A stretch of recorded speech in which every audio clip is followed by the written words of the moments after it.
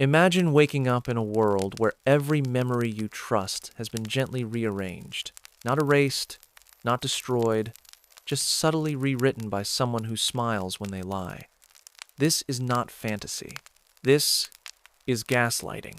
And tonight, as the candlelight softens the edges of your mind, we will wander slowly through the shadowy halls of psychological manipulation, where truth fades like ink on old parchment, and your past becomes a fog someone else has drawn for you. You walk into the room, and for a moment, everything feels fine, normal. Your keys are on the counter where you think you left them. The light switch still clicks the same way, but something small is off. You can't name it, and you're not even sure you should. It's like trying to remember a word that used to come easily until someone told you you've never known it. That's where it begins.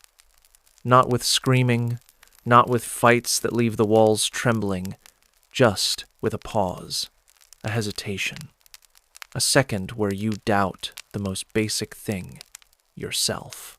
This is a story about memory.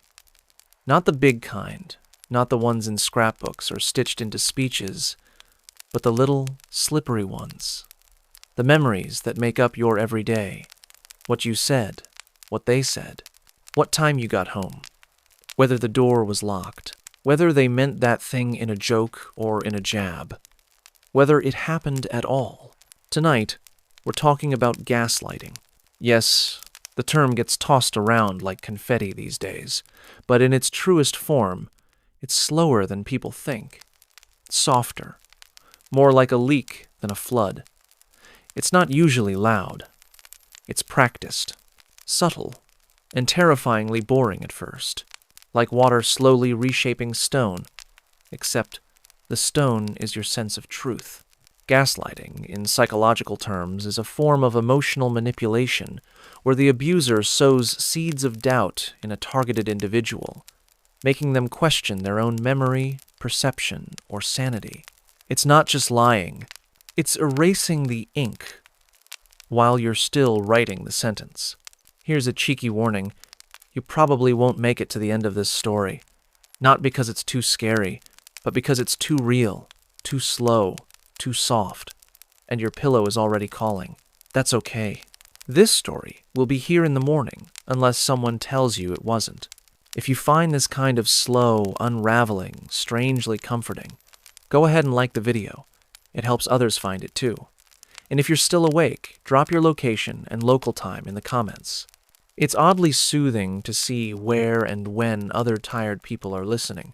Now, let's ease into tonight's journey. Gently, like tiptoeing through someone else's memory. Remember the door you walked through a moment ago?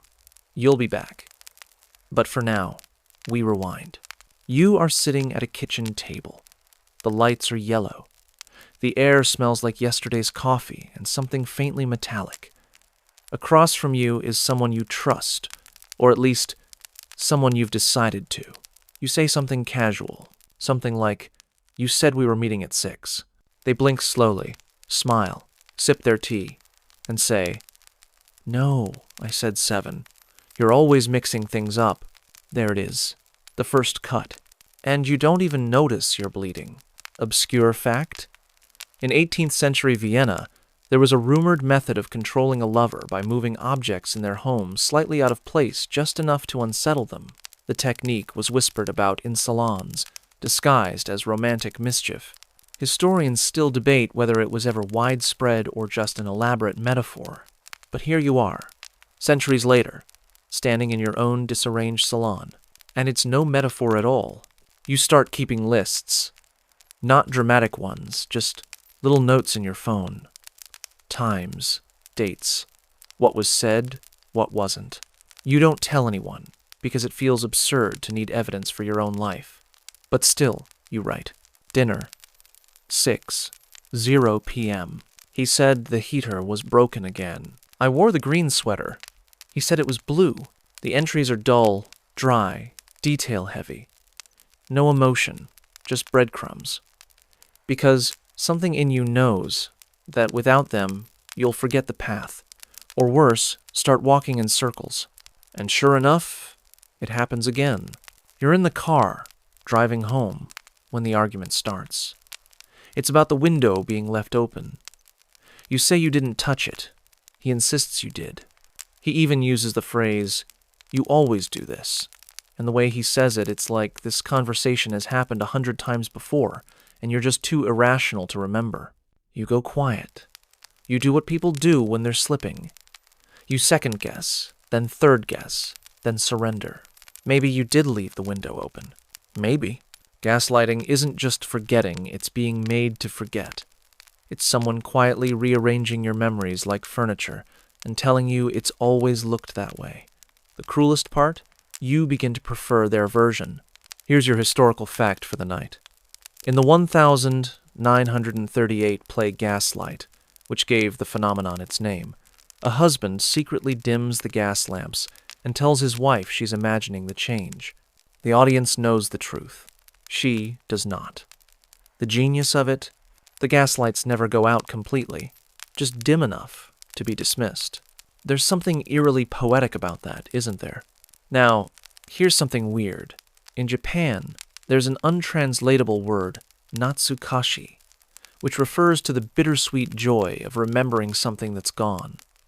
But gaslighting warps this too. It robs you of that nostalgic sweetness, replacing it with confusion. Your memories don't glow, they flicker, and you're never sure if they were yours to begin with. Historians still argue about how often emotional abuse played a role in ancient power dynamics between emperors and their scribes, those quiet men who kept the records, and sometimes rewrote them. You're not a scribe. You're the emperor. But your scrolls are being rewritten in real time by someone who swears they love you. And all the while, you still can't find your coffee mug. You start noticing patterns, not dramatic ones, not the kind that scream for intervention, but the sort that whisper quietly, consistently, like a dripping faucet behind a closed door. At first, it's just small things. You'll bring up a story, you remember something light, something unimportant, and he'll tilt his head with that familiar smile and say, "That never happened." You pause. Your brain scrambles through dusty shelves. It did happen. You can picture the sunlight, the smell of cheap vanilla candles, the overcooked pasta. You were both there. But he says no, so gently, so confidently, like a professor correcting a student. You laugh it off, pretend you mixed it up, and then try not to think about it for the rest of the day. But it stays, like a stone in your shoe. Then it happens again, and again, until you begin to rewrite your own stories mid-sentence, editing yourself before he gets the chance to. That's the strange thing about memory. It doesn't live in glass cabinets. It breathes. It reshapes itself depending on who's listening, who's watching, and whether or not you feel safe. And when someone is constantly questioning your version of events, your brain doesn't fight, it adapts. Because safety, not accuracy, is its top priority. You're not weak, you're surviving, but that survival comes at a cost. Suddenly, your childhood seems blurrier. The timeline of your last 3 years, a little soft around the edges. You don't remember what started that argument last week, or if there even was one. You're starting to feel like a faulty narrator in your own story. This is the deepest trick of gaslighting. It doesn't just shift facts, it shifts you. Your personality becomes quieter. You preface everything with, "I might be wrong," but you begin to crave permission before forming opinions. You live in constant emotional spell check, afraid to be wrong because wrong has been used against you like a weapon. And let's not forget the worst phrase of them all. You're too sensitive. Those 3 words could hollow out a mountain. It's not an insult, it's an erasure. A way of telling you that not only did something not happen, but that your reaction to the thing that didn't happen is also invalid. A double whammy of psychological anesthesia. But you still find yourself apologizing. And here's the kicker. Sometimes they apologize too. Not the full-bodied, remorseful kind. No, it's more like a theatrical sigh. A tired, "I'm sorry you feel that way." Which is not actually an apology, but a performance. a way to end the scene while keeping the narrative intact. Because gaslighting is theater, carefully rehearsed, intimate, with one actor, one witness, and a rotating backdrop of half-remembered truths. Let's time travel for a moment, shall we? Historical fact of the night. In the court of Catherine de' Medici in 16th century France, her network of informants called the Flying Squadron were trained courtiers who used manipulation, seduction, and psychological tactics to confuse and distract rival nobles. One favored technique? Repeating distorted versions of a rival's speech back to them in public, slowly eroding their credibility. Gaslighting, but make it Renaissance. Your version? Less corsets, more casual sabotage. Let's talk about the phone. You once saw a message pop up on his screen. Nothing too telling. Just a little heart emoji from someone you don't recognize. You ask, casually. "Oh," he says, "that's from last week. I showed you. You're the one who said not to worry about it." You didn't. You know you didn't. But he's looking at you like you did, and suddenly your confidence wavers. You blink, nod, swallow the discomfort. Later, you check your messages, hoping for a thread, a note, a sentence that proves your memory right. But it's empty, and once again, you're left holding a puzzle piece that no longer fits. Obscure tidbit? There's a tiny tribe in Papua New Guinea called the Kaluli, whose language lacks a specific word for lie. Instead, they frame mistruths as mishearings or misunderstandings, a cultural choice that protects social cohesion but makes gaslighting almost invisible. Anthropologists still debate whether this makes manipulation harder to spot or easier to live with. Back in your world, things are becoming harder to name, you used to call it confusion, then stress, then a rough patch. Now it's just your normal. You live in a house with soft floors. Every conversation has trapdoors. You walk carefully. You speak cautiously. You stop bringing up memories altogether. Why bother if they'll just be revised? There's a term psychologists use, cognitive dissonance, for the mental discomfort of holding two conflicting beliefs. You trust your memory, but you also trust them. You can't be right, and they be right, so your brain chooses the path of least resistance. Maybe you were wrong. Again, you used to laugh more. You remember that vaguely. You used to correct people without flinching. You used to wear yellow, even though he says it washes you out. You used to trust your gut. You used to know things. But every time you begin a sentence with, "I remember when," and get met with a confused look, a head shake, or a slight chuckle, your certainty melts just a little more. And still you make dinner. You text back. You listen to podcasts. You fold socks. You live. Because gaslighting doesn't stop life, it just fogs it. One last thing tonight. Historians still debate whether Cleopatra ever actually seduced Julius Caesar wrapped in a rug, or if the story was later embellished by Roman writers for dramatic flair. The truth doesn't really matter. What stuck was the narrative, the performance, the version that served power. You live in someone else's version now, but there's a crack in the stage lights. You're beginning to see the lines. You don't bring things up anymore, not because you've forgotten, but because you've learned. Learned that truth is heavy in this house. It drags, it splinters, it echoes longer than you intended. So you keep it light, you keep it neutral, you keep it safe. You speak in questions now. Didn't we already talk about that? Did I misunderstand you? Are you sure that's what I said? Questions aren't confrontational. They're flexible. They let the other person reshape your words into something less threatening. Questions are your armor, even when you're not at war. This is how people become quiet. Not all at once, but slowly, softly, like a candle that flickers not from lack of wax, but because someone keeps opening a window. There's a phrase, maybe you've heard it, "death by 1,000 cuts." With gaslighting, it's more like death by 1,000 edits. The story of your life rewritten in real time, one innocent correction at a time, until even your inner monologue doesn't sound like your own anymore. One evening, you try to explain what's been happening to a friend. You're careful, measured, thoughtful. You downplay the worst parts and laugh at the parts that make you feel weak. Your friend listens, nods, frowns, then says the thing that locks your lungs. I'm sure they didn't mean it like that. There it is. The other layer.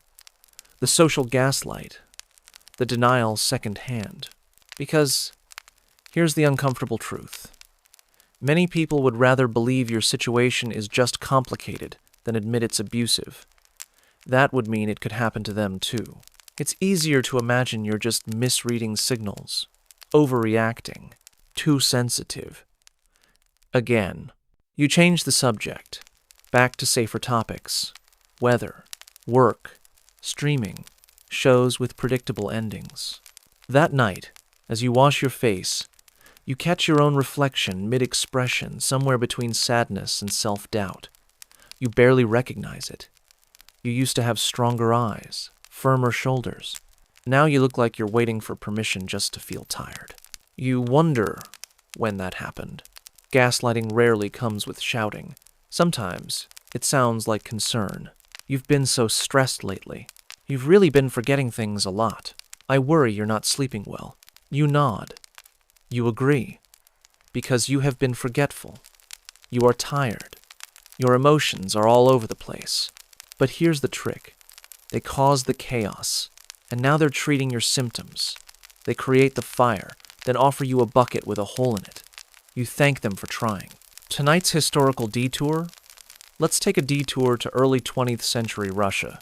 During Stalin's purges, a strange psychological tactic emerged among secret police interrogators.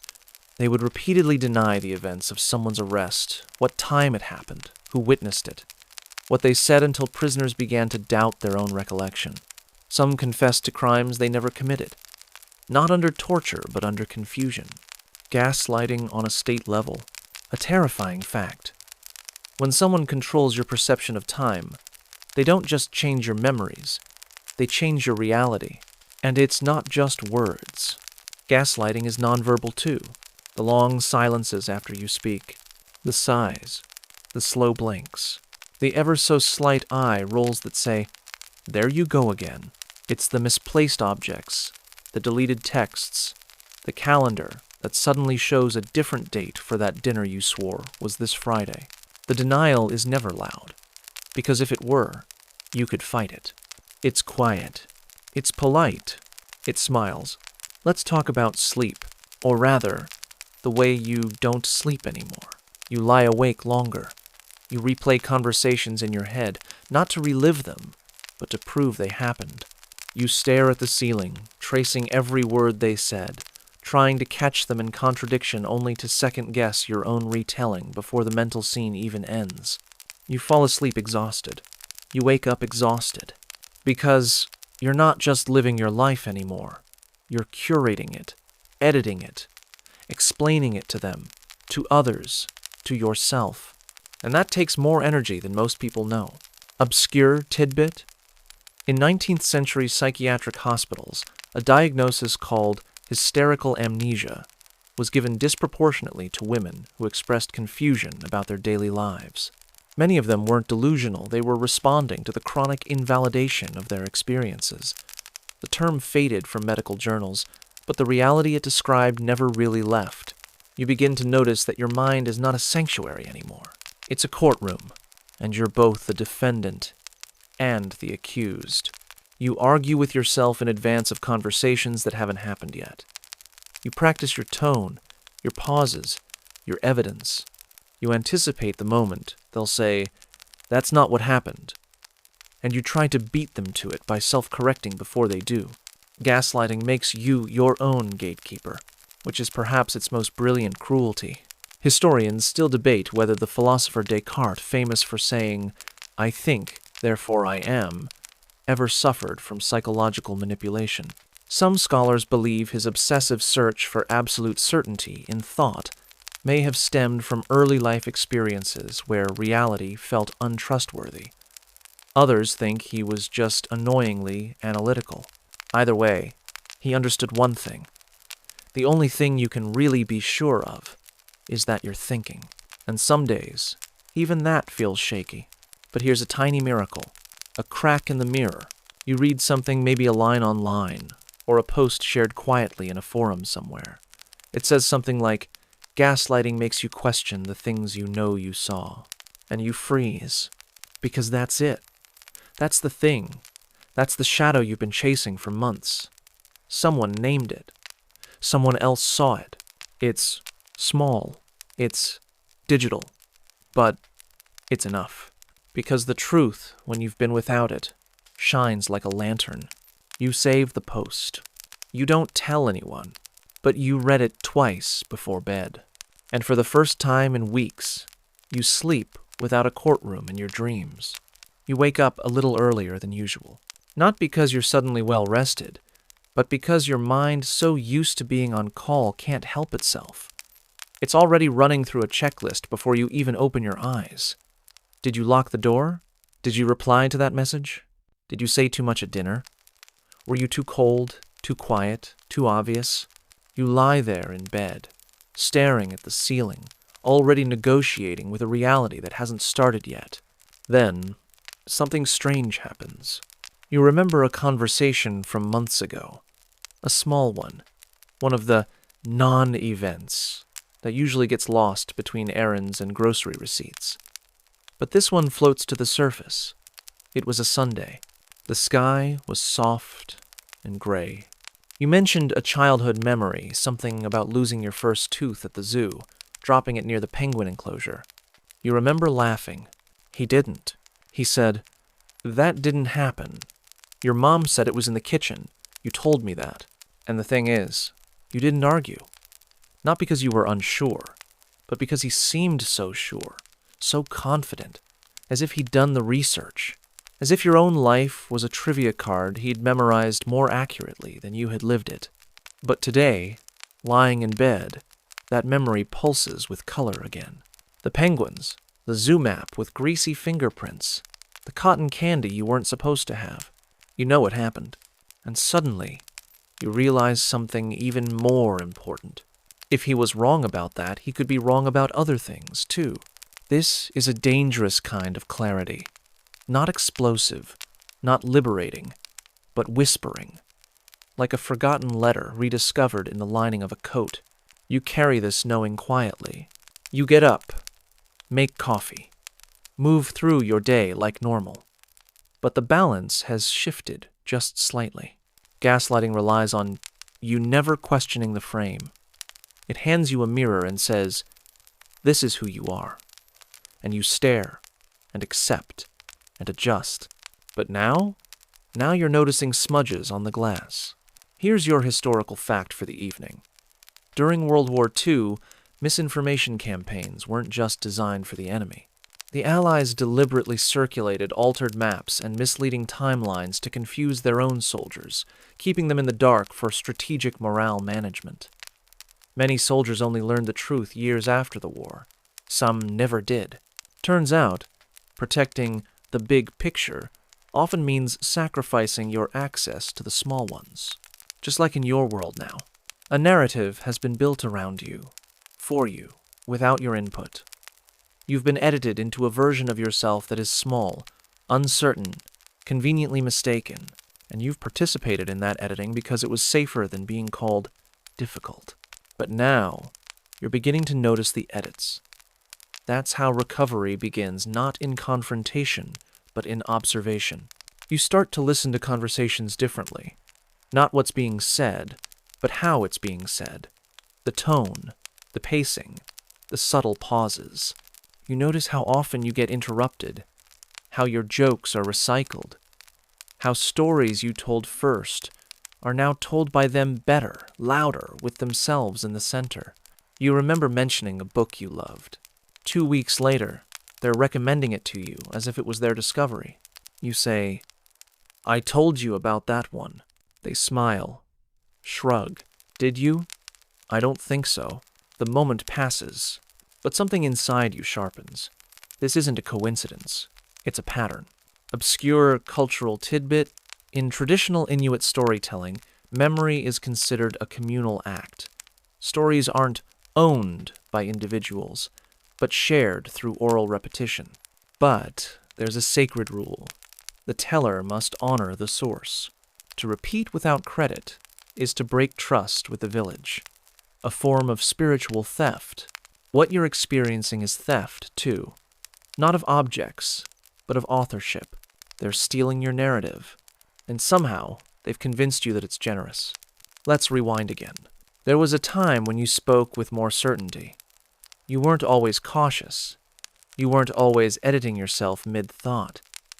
You used to be a little impulsive, a little messy. You said what you meant, even if it came out crooked. And you miss that version of you.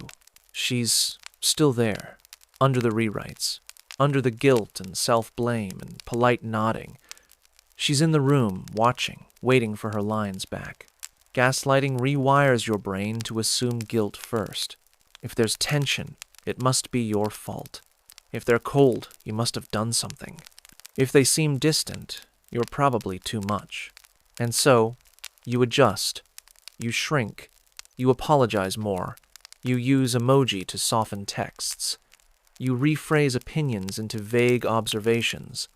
You smile when you're not okay. You play the role of understanding partner, even when you feel like screaming into a void. Because the moment you express discomfort, the script flips. You're imagining things. That's not what I said. Why are you always so negative? They're not just denying the moment, they're defining you through the denial. And here's the worst part. Some days, you almost believe them. Almost. But then, little truths start showing up again.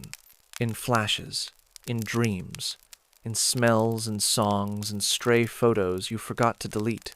They bring you back to you. Historians still argue whether the famed Chinese strategist Sun Tzu, author of The Art of War, intentionally included misleading phrases to confuse enemy readers if his writings were intercepted. Some believe these contradictions were genius traps. Others say they're just mistranslations. But in either case, the lesson remains. Confusion is a weapon. And in your house, it's been wielded with expert precision. But now you're noticing the weight of your own voice. The way your words land when you're alone. The quiet clarity that returns when no one's correcting you. The warmth of your own memory, untouched. You don't need a confrontation. You don't need a grand exit. You need truth slowly, steadily, like sunlight through sheer curtains. Tonight, you sit with a cup of tea. You don't text them back right away. You don't replay the last conversation. You don't double-check your tone. You let silence be enough. Because for the first time in a while, silence doesn't scare you. It feels like space. The next day, something subtle shifts. You reply to a message without overthinking your punctuation. You wear a shirt you haven't worn in months, the one they said wasn't your color. You catch yourself humming while brushing your teeth, and it surprises you. Not because you're suddenly healed, or brave, or free, but because there's finally a little room in your head that doesn't echo with doubt. It's small, but it's yours. Gaslighting is like mold. It spreads in the damp, quiet corners where no one's looking. It thrives on neglect, on your hesitation to challenge, to speak, to remember. But today, you open a window. You let in some air. You notice they don't like it. There's a new edge in their voice when you forget to apologize. A tension in their eyes when you ask calmly, "Are you sure? You weren't supposed to say that." Because questioning them even gently is an act of defiance. And here's where the shift deepens. At first, the gaslighter tries to charm you back, the same way they did in the beginning. Sweet words, sudden affection, a compliment that seems sincere until you notice the shape of the hook underneath. You start hearing things like, "You've just been so distant lately. I miss the way things used to be between us. You're not like yourself anymore." It's tempting, because you do miss something. Maybe not them, but the illusion, the early phase, the praise, the warmth, the uncanny way they made you feel known. But here's what you've learned now. They weren't mirroring you because they understood you. They were studying you. And that admiration wasn't about love, it was reconnaissance. You don't fall for it this time. Instead, you listen politely. You say less. You wait. And when the sweetness doesn't work, they switch tactics. Suddenly, you're selfish. You're cold. You've changed. You know the script now. Gaslighters rewrite history, but when you stop letting them hold the pen, they panic. And in that panic, their mask slips. You see the irritation behind the concern, the anger under the flattery, the desperation in their calm. It's oddly empowering, not because you enjoy the unraveling, but because, for the first time, you're not the one unraveling. You're still afraid, of course. There's still uncertainty. But you're grounded now, a little more anchored, like the tide has turned, and though the waves are rough, you're finally facing the shore. Tonight's historical fact is a little darker than usual, but fitting. In 17th century England, during the infamous Pendle witch trials, confessions were often extracted through a process of memory refinement. Suspects, mostly women, were questioned repeatedly, with subtle corrections added by their interrogators. Over time, they began to internalize these corrections, confessing to events that never happened. Entire families were condemned based on memories that weren't their own. History, once again, shows how easily memory can be manipulated when the power imbalance is vast. And gaslighting, at its core, is always about power. Not power through strength, but through suggestion, through making the other person unsure, quiet, dependent. But tonight, you're remembering what certainty feels like. You make a list, not the survival kind from earlier, the kind you use to fact-check conversations. This list is different. It's a truth list, not grand truths, just little ones. Yours. I like the way cinnamon smells in the morning. I remember dropping my tooth at the zoo. I'm funny when I'm with people who don't talk over me. My voice changes when I'm safe. You don't share the list. It's not for proof. It's not a defense. It's a mirror. Cleaned off. Quiet. Whole. Obscure cultural tidbit?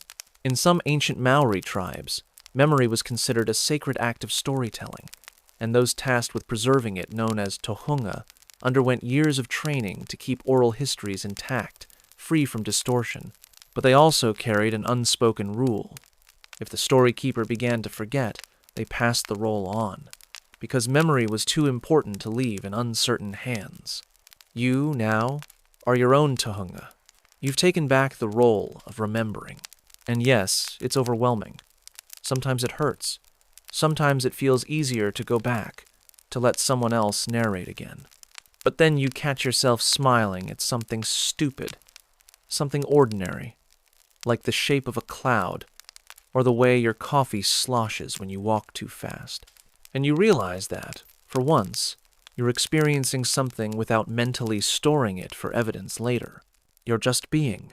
It's peaceful. Historians still debate whether the Roman Emperor Caligula actually declared war on the sea and ordered his soldiers to collect seashells as spoils of war, or whether the story was exaggerated by his political enemies. Regardless, the tale stuck, not because it was true, but because it was absurd enough to believe. That's the danger of repetition. Enough retellings, and even the ridiculous becomes real. But your story is returning to you now, in fragments, in colors, in taste and touch and tone. You are slowly remembering what it felt like to trust yourself. And more importantly, you're remembering that you're allowed to. There's a quiet war between your past and your present. Some nights, it plays like a courtroom in your mind. One version of you takes the stand. The other cross-examines. You remember saying no, but you also remember laughing afterward. You recall your discomfort, but wasn't it followed by a kiss? And just like that, you start to doubt again. This is the residue of gaslighting. It doesn't vanish with awareness. It lingers, like the scent of perfume on a scarf you haven't worn in months. Familiar, haunting, hard to fully remove. But now, you know what you're looking at, and that changes everything. You begin to recognize the patterns for what they are. Rehearsed manipulations, not divine truths, not divine punishments, just strategies. Tonight, you're tracing them like constellations. The flattery before the blame. The apology that never quite acknowledged what hurt. The long explanations that left you more confused than comforted. The way they made your overreactions feel like the real crime. You remember asking them once, "Why do you twist things I say?" And their answer came back cold. Because you twist them first. It stunned you. Not because it made sense, but because it forced you to retreat. You spent the next week dissecting every sentence you'd spoken, trying to find the twist they claimed was there. There wasn't one. But now, you see, that was the game. To keep you distracted, off balance, self-blaming, apologizing for problems they created. It was never about resolution, only control. Sleepy's psychology fact? There's a phenomenon called induced forgetting. In lab settings, participants shown two sets of information, one accurate, one altered, begin to recall the altered version more vividly when prompted repeatedly. The brain fills gaps with whatever is reinforced most often. It's not weakness, it's design. And gaslighters? They exploit that design. They repeat. They insist. They overwrite. Until your natural memory system becomes a tool of confusion instead of clarity. But now you are unlearning. Not just the false memories, but the guilt tied to remembering correctly. It's a strange kind of healing, learning to trust your own thoughts again. Like returning to a house you once fled. You expect ghosts, you expect collapse. But slowly, you discover something else. Stability. Not perfection. Just solid ground. You no longer need to over-explain yourself. You no longer need to double-check your tone. You no longer need to make them feel okay at your own expense. Tonight, you lie still not because you're afraid to move, but because rest has returned to your body. You are starting to understand something profound. They needed your confusion more than they ever needed your love. And now that the confusion is lifting, their power is, too. Whispered historical anecdote. In the 1940s, American psychologists began using the term double bind to describe situations in which someone receives two or more conflicting messages, with one negating the other. Over time, this framework was used to understand family dynamics that caused long-term psychological distress, particularly in relationships where love and threat were woven together. Sound familiar? Gaslighters operate on double binds. They tell you you're free while punishing your independence.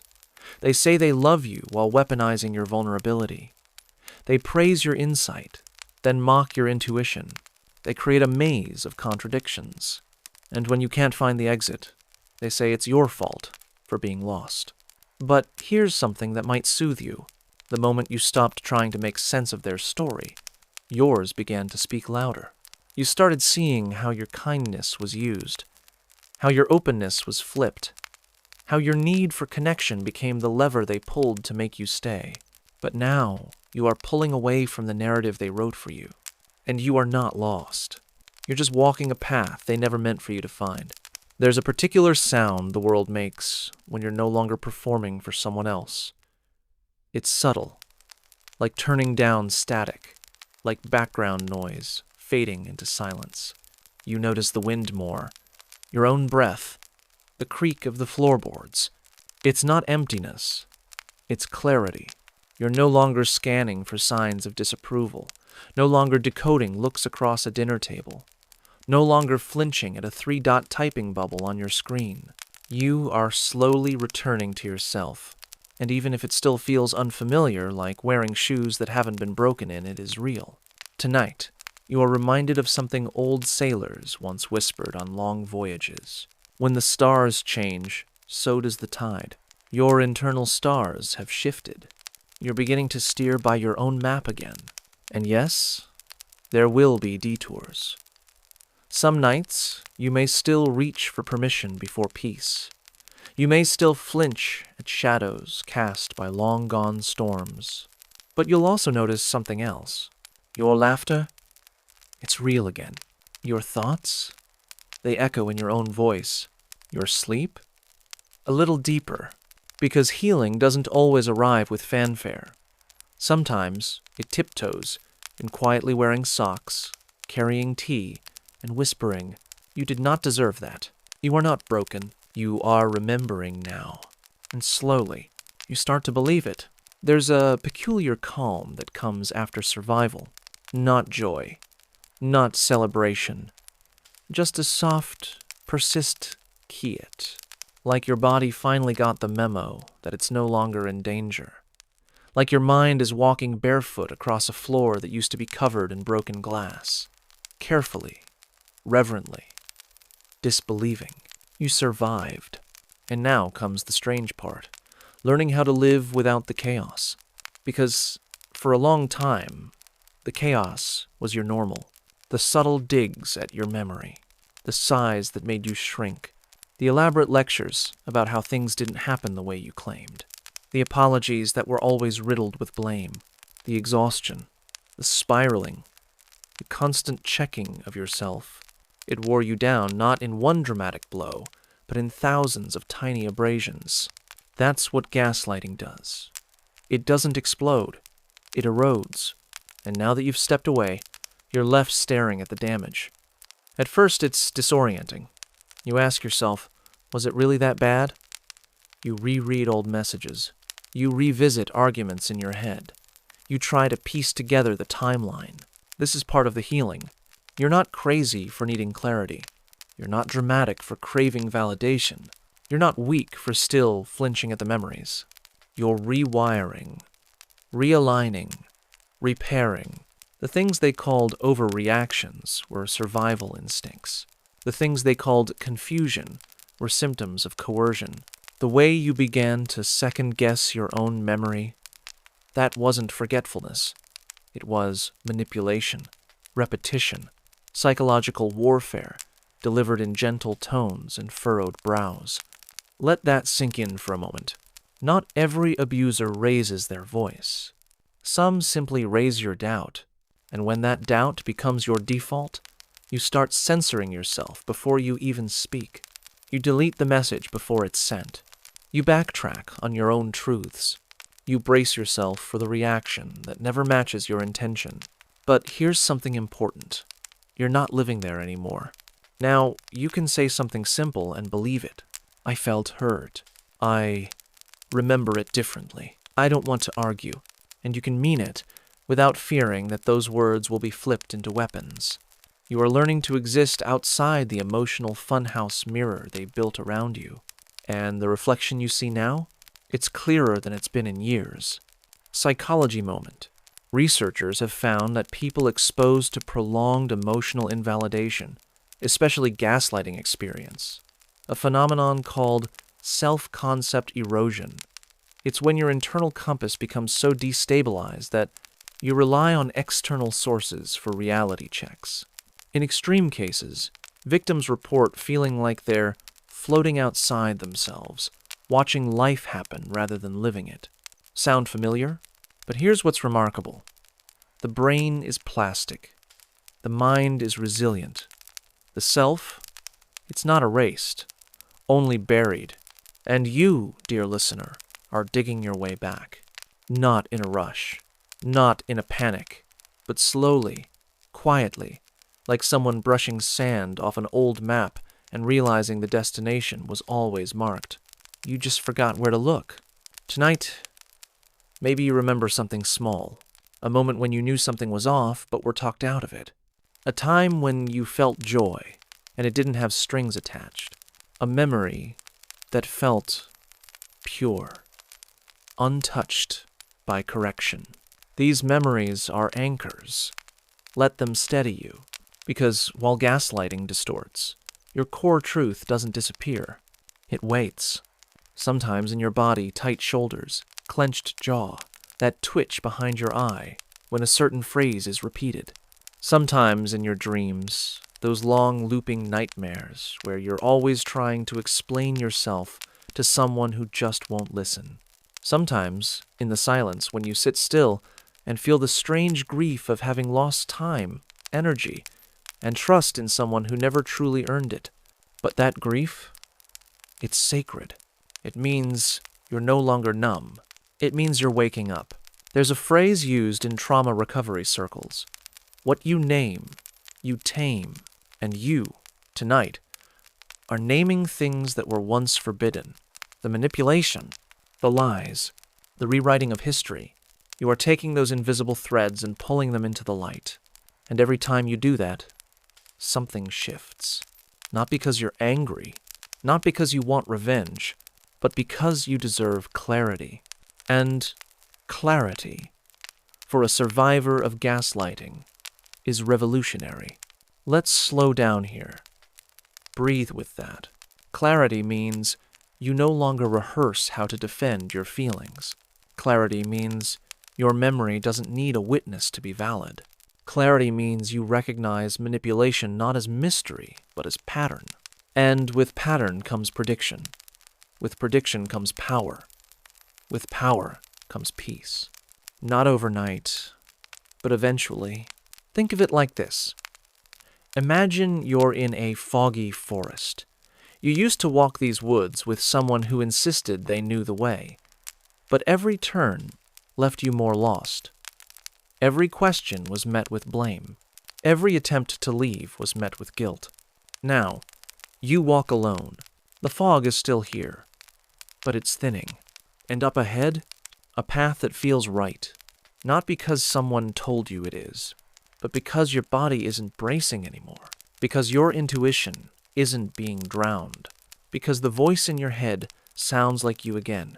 And maybe, for the first time in a long time, you trust it. You trust you. That is the beginning of everything. It begins slowly. The return of your voice. Not the loud kind. Not the one used to argue or defend or explain, but the quiet one. The one you used to hear before someone told you it was wrong. Before every feeling had to come with a footnote. Before your truth was treated like fiction. It speaks softly now, like a shy animal returning to a clearing after a storm. You might hear it in the stillness of your room, whispering, "That didn't feel right." Or maybe it nudges you when you're out in the world subtle, but sure, you don't owe them that explanation. These are not just thoughts. They are returns. Returns to self, to sanity, to sovereignty. You are not who you were in their hands. You are someone else now. Someone slower, wiser, tired perhaps, but deeply awake. And awakening, in the aftermath of gaslighting, is both beautiful and brutal. Because you don't just remember the manipulation. You begin to realize how much of your life bent around it. You remember silencing your joy to avoid envy. You remember shrinking your victories to keep the peace. You remember bending logic until you doubted your own fingerprints. And now, you're unfolding. Like a letter finally being opened after years of being sealed. There's pain in that. Yes. Grief too. But there's something else. Curiosity. You want to know who you are without the distortion. What you like when no one's mocking your interests. How you sound when you're not mimicking their moods. What it feels like to simply be uncorrected, because for too long, your identity was filtered. Filtered through approval. Filtered through their needs. Filtered through fear of conflict. Gaslighting doesn't just change your memories. It changes your mannerisms. It rewires how you present yourself. You begin to smile when you're scared. Nod when you're confused. Apologize when you're hurt. Not because you want to, but because somewhere deep inside, your nervous system learned that disagreement equals danger. Let's pause there, because that's not your fault. That's trauma conditioning. That's survival mode. That's a human being doing what it must to stay safe in a house made of emotional booby traps. And you? You learned how to tiptoe perfectly, but now you're barefoot on your own floor, and the cracks you once feared are just wood grain. You're safe here. No one is going to ask you to rewrite your past. No one is going to argue with your pain. No one is going to demand that you calm down before they'll listen. You don't need to be edited anymore. Here, you are whole. Even if you're healing, even if you're uncertain, even if you still flinch when someone raises their voice or corrects your story, you're not behind. You're not broken. You're simply rebuilding. And rebuilding takes time. Because unlike gaslighting, which is done to you, truth is something you walk toward, step by slow step. Some days, you'll question everything again. You'll wonder if you're the narcissist. You'll feel guilty for setting boundaries. You'll hear their voice in your head, louder than your own. That's part of it too. Healing isn't linear. Some days feel like relapses, but they're really just reminders of how deep the cuts went. And if the cuts were deep, then so is your capacity to grow back. Let's talk about your nervous system now, because it's not just your mind that got confused. It was your body too. Gaslighting doesn't only scramble memory, it destabilizes biology.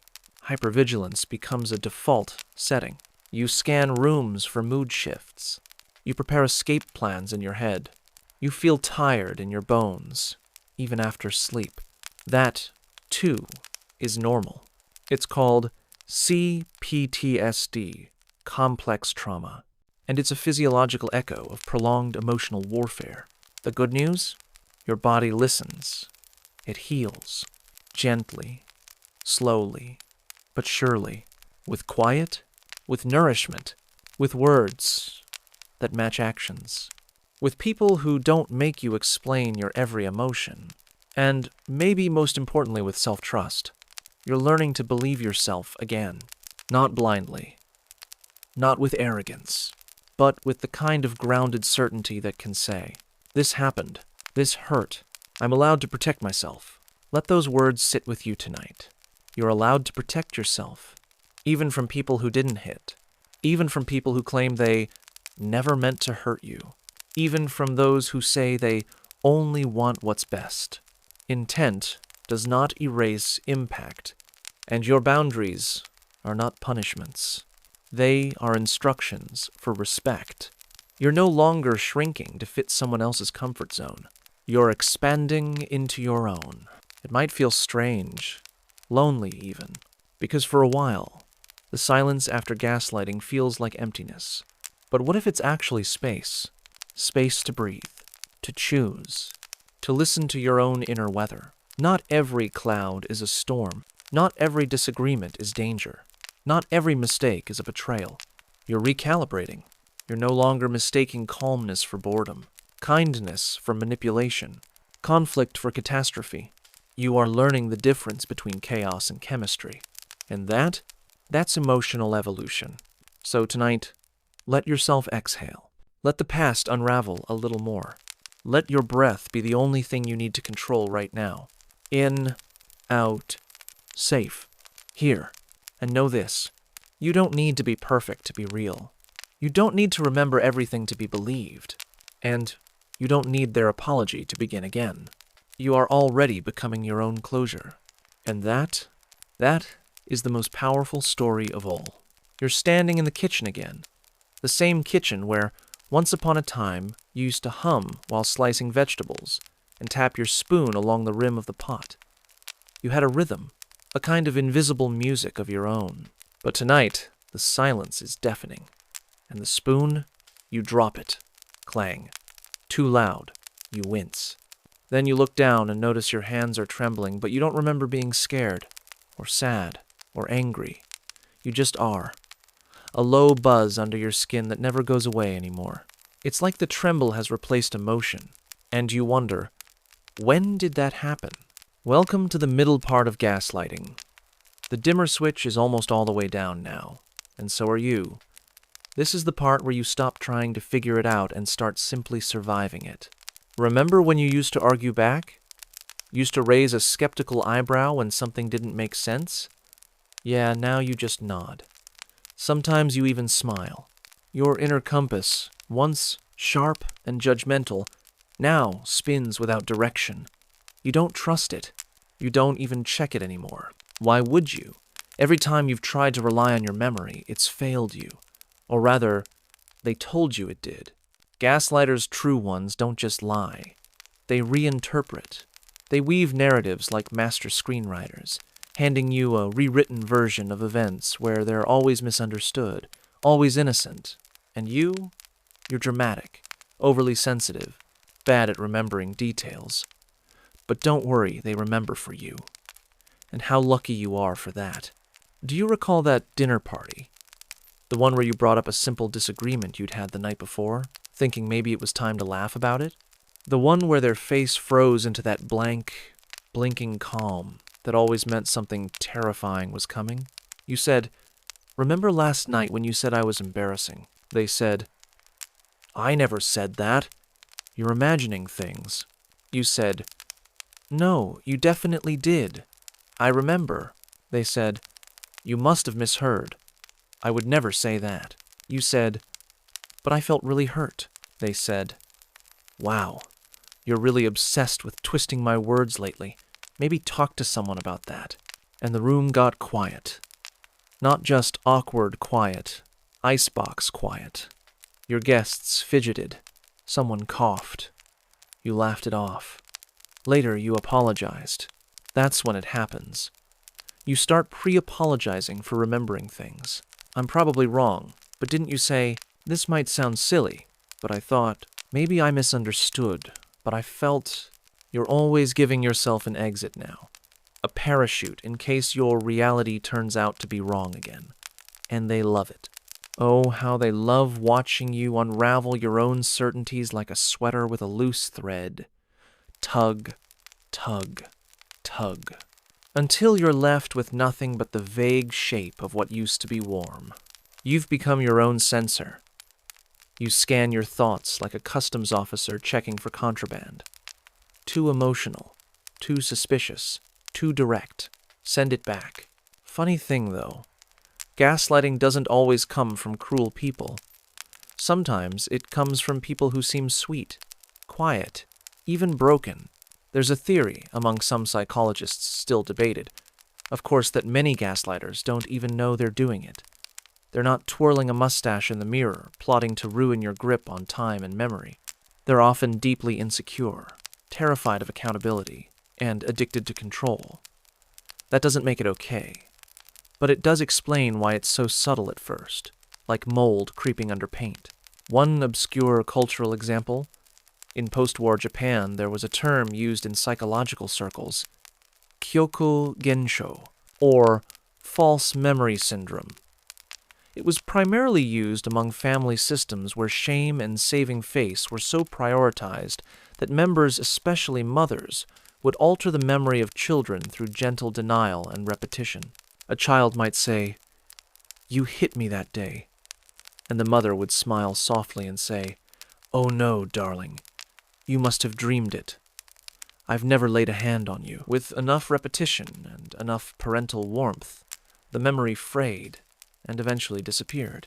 These mothers weren't considered abusers in the traditional sense. They were preservers of peace, preservers of the family image, and the damage, invisible but lasting. Decades later, many of those children found themselves feeling anxious, doubtful, disconnected from themselves. Sound familiar? You don't have to be hit to be haunted. Sometimes a soft voice can wreck you worse than a shout.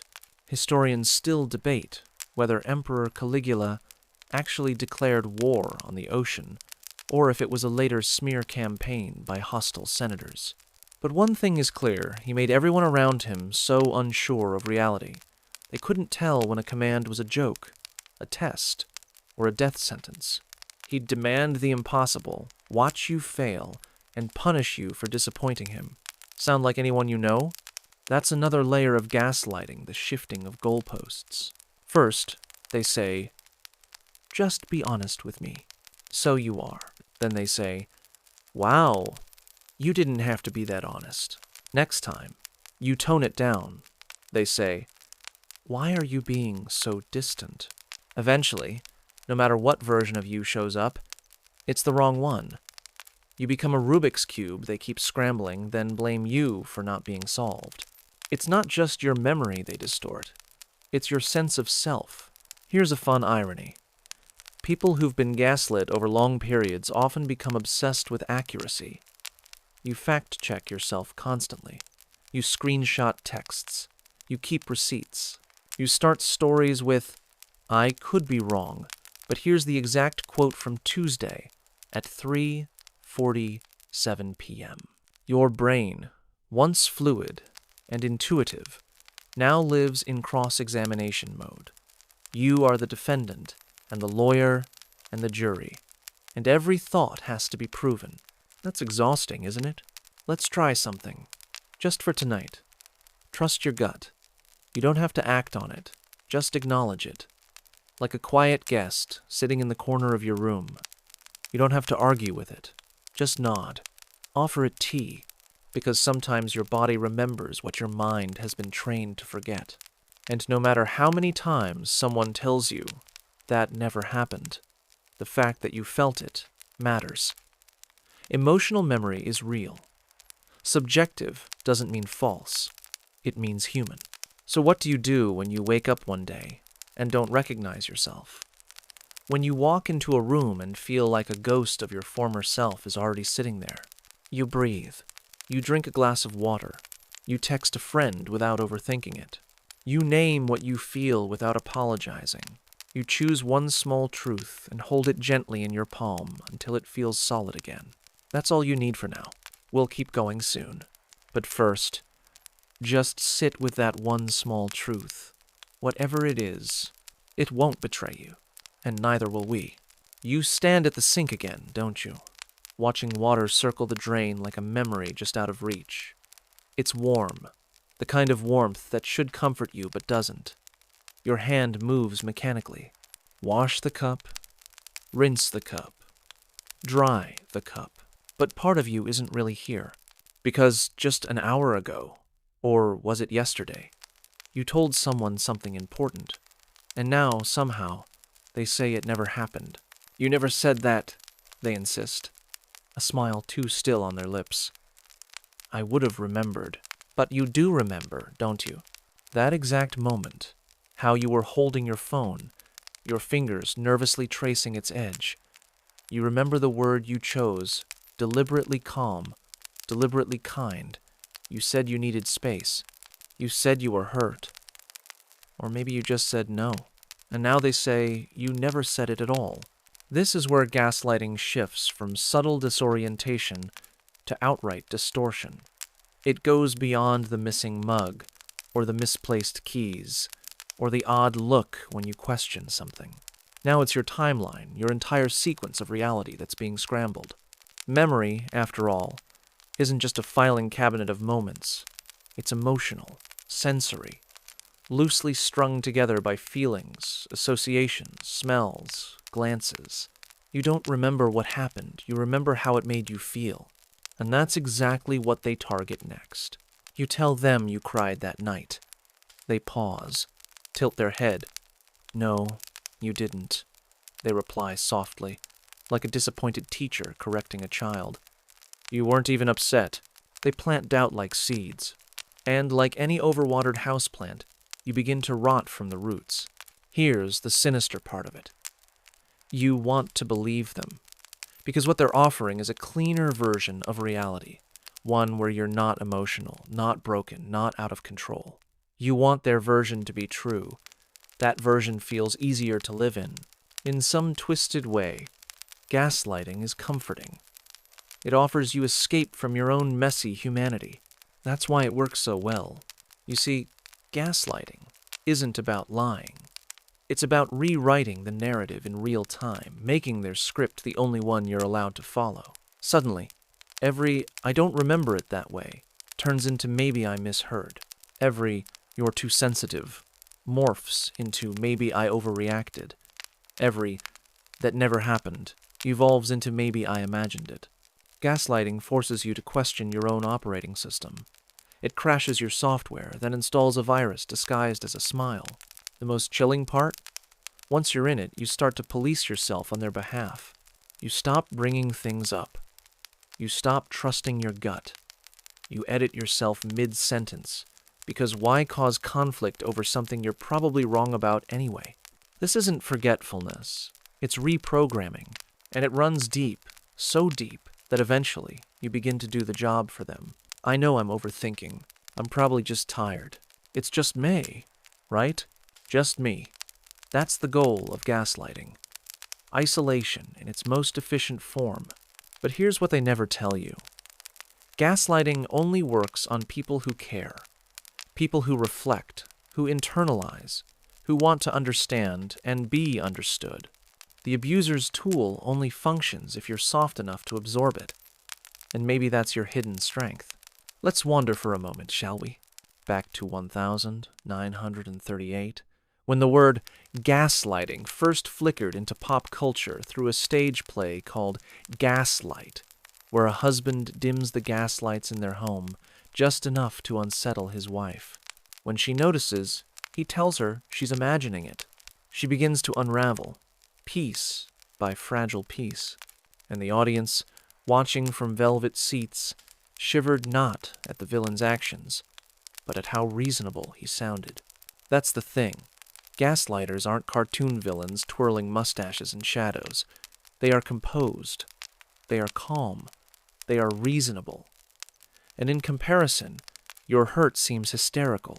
Your emotional truth becomes your own downfall. There's a phrase some therapists use. Crazy-making behavior. It doesn't mean you're crazy. It means someone has engineered your environment to make you appear that way. That strange disconnect you feel? That sense that the walls are slightly closer than yesterday? That conversations don't lead anywhere logical? That's not confusion. That's design. And somewhere, beneath the exhaustion and silence, you know it. You start to memorize conversations not because you're obsessive, but because you're afraid they'll vanish. You start recording your own thoughts, saving screenshots, rereading texts. You become your own private detective, solving a crime you're not even sure happened. And the worst part? You miss them. You miss the way they used to mirror your passions, how they once echoed your humor, the way they seemed to admire your quirks. Of course they did. They were studying you, molding their shape to fit your vulnerabilities. They didn't love you. They curated you. There's a difference. And when the mirroring ends, when they no longer pretend to be your twin flame, you're left wondering where you went. Who were you before all this? Here's something strange. In ancient Japanese no theater, actors would wear masks so carefully carved that one mask could appear joyful or sorrowful depending on the tilt of the head and lighting. One face. Two truths. It's not unlike the gaslighter, smiling from one angle, menacing from another. And when they tilt their mask just so, you begin to tilt your perception to match. Historians still debate whether gaslight was ever meant to become a psychological term. Some argue the play was merely domestic drama. Others say it foretold an epidemic of emotional abuse, long before psychology had words for it. But tonight, in your quiet room, with the water circling down and the lights humming gently overhead, you don't need footnotes. You don't need diagnoses. You just need to rest, to let the unraveling become still, to understand that memory is not a courtroom. It doesn't need to be defended. Sometimes you remember exactly what happened, even if no one else agrees. And that, in itself, is enough. Let's pause here. Let the next few minutes be for your breath. Let the dust settle in your mind.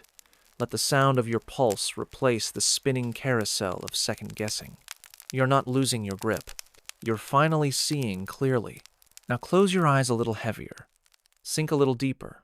There's still more to explore, but not all at once. You remember that time you forgot your own opinion.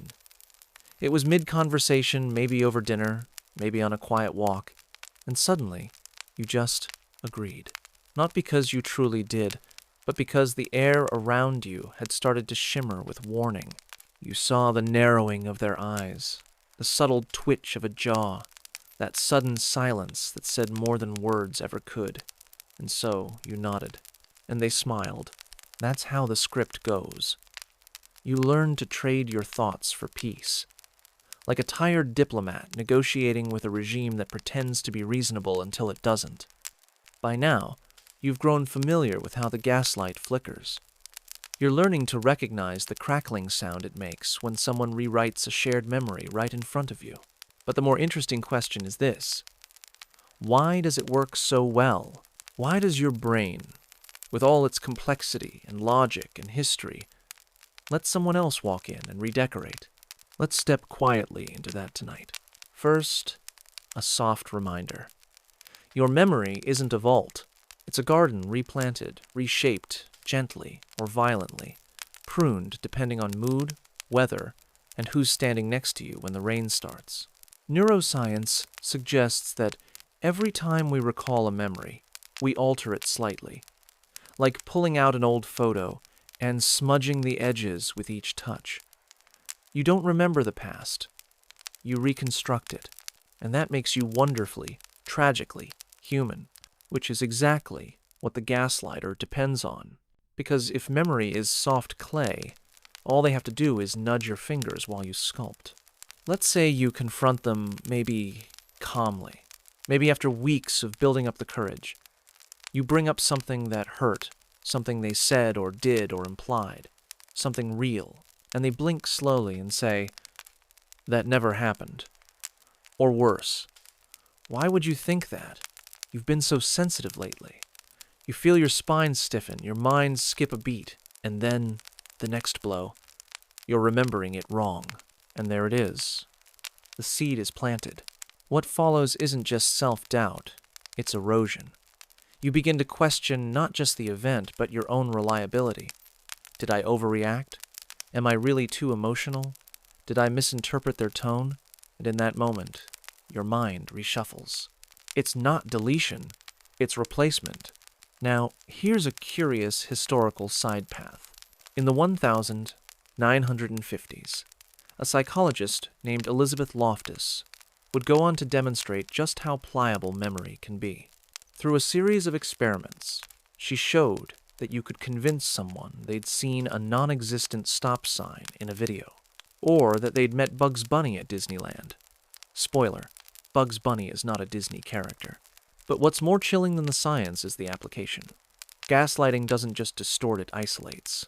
Because when you stop trusting your memory, you start outsourcing your reality. You begin to depend on the gaslighter as your narrator, your interpreter, your anchor. You start to need them to tell you what happened. And they love that, because control isn't always loud. Sometimes it's whispered. Sometimes it sounds like, "I just want to help you feel better. You're clearly confused." And sometimes it's dressed as concern. "You've been really forgetful lately. Maybe talk to someone?" And the most terrifying part? Some of them believe it. Not all gaslighters are scheming puppet masters. Some are lost in their own performance. Their memory, too, is fallible, and when threatened, they rewrite history not out of malice, but out of fragile self-preservation. Historians still debate whether Emperor Nero really fiddled while Rome burned, or if that detail was invented later to vilify him. But the story stuck because it had a flavor of truth. It felt like something someone like Nero would do. And so it goes with memory. Accuracy is nice. Narrative is sticky. You begin to lose faith in your internal compass. You hesitate before speaking, unsure if you're about to be corrected again. You start rereading messages, checking timestamps, retracing old arguments like a detective with no badge and no backup. And the worst part? You often do it alone. See, gaslighting creates loneliness in layers. First, it separates you from your memory. Then, it wedges distance between you and your support system. They don't really understand us, the gaslighter says. They've always been jealous of what we have. Or, you know how your mom can be. Subtle, believable, but corrosive. One by one, your lifelines fray. You begin to doubt them too. And all the while, the gaslighter's voice becomes the loudest one in the room, even when they're not in it. Here's a strange little cultural tidbit from Japan. In ancient No theater, Actors would wear masks that expressed multiple emotions depending on the tilt of the head. Slight angle up, joy. Slight angle down, sorrow. Audiences were trained to interpret subtle shifts. Gaslighting, in a way, is like living with someone who constantly tilts the mask, forcing you to question whether they're the hero, the victim, or something else entirely. Sometimes, they even tilt the mask just for fun. But you're wiser now. You've started to keep small notes. Not dramatic receipts or confrontational journals, just whispers on paper.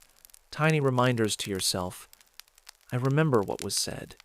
I felt uneasy in that room. I didn't imagine the silence. It's not about proving them wrong. It's about anchoring yourself again. About reminding your brain that it still belongs to you.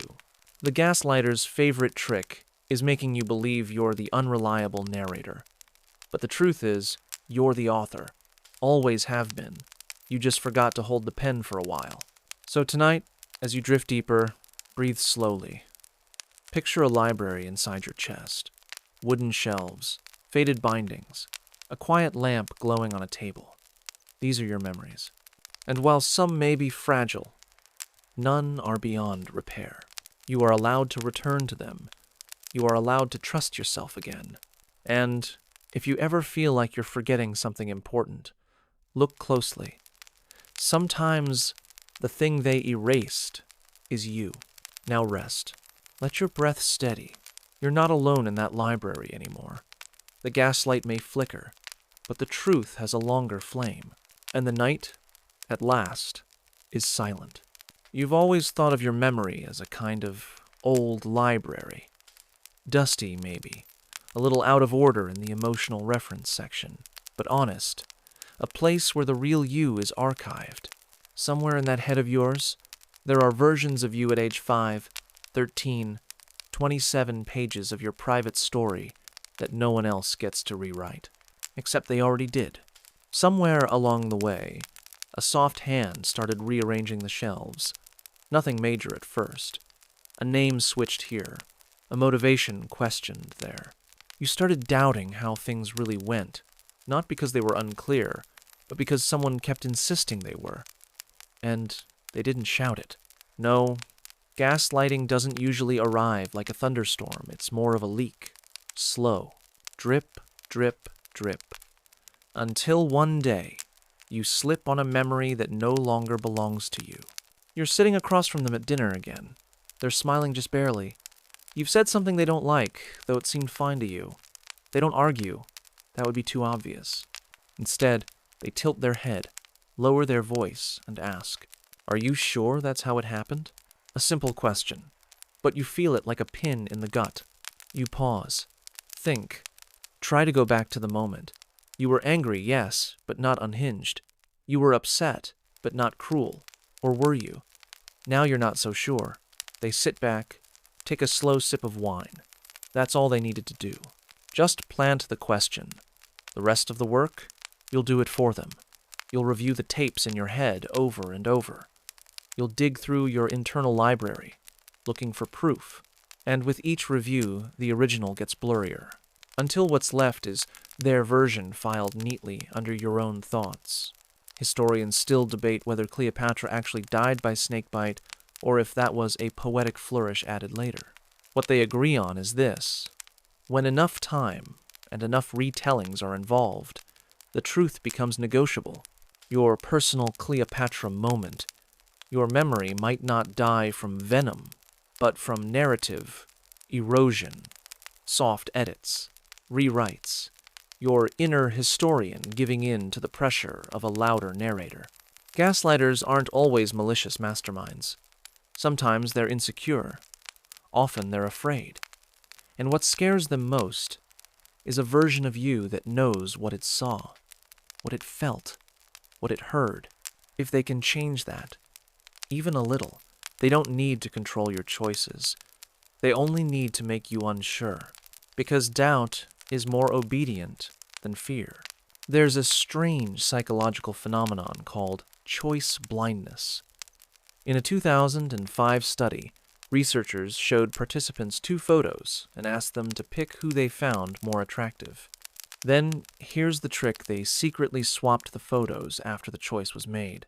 Most participants didn't notice. When asked to explain their choice, they rationalized the photo they hadn't actually picked. Their brain created an explanation for a memory that wasn't real.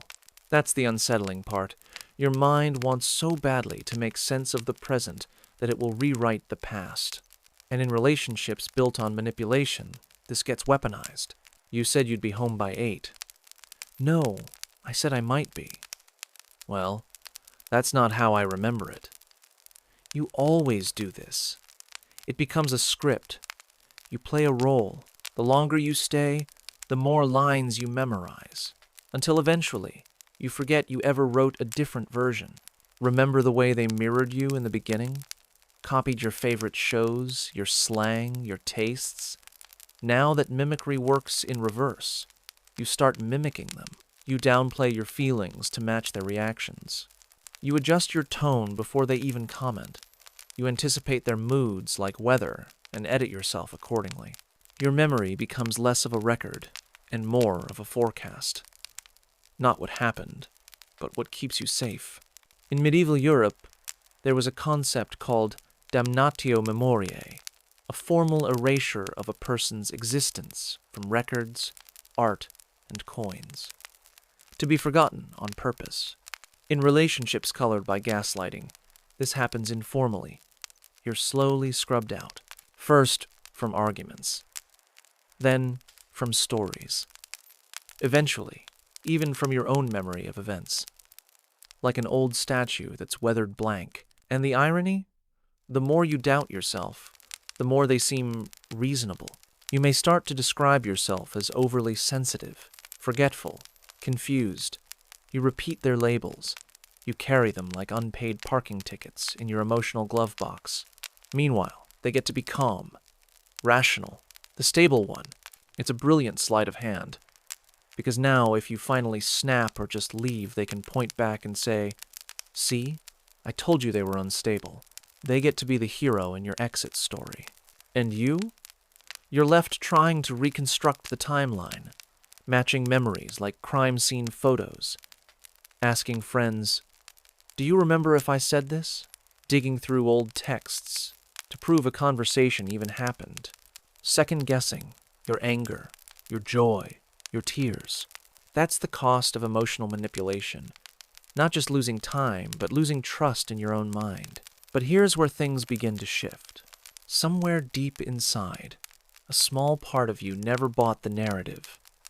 A quiet, internal librarian who scribbled notes in the margins, who whispered, "No, this wasn't right," who kept little moments hidden like pressed flowers between books.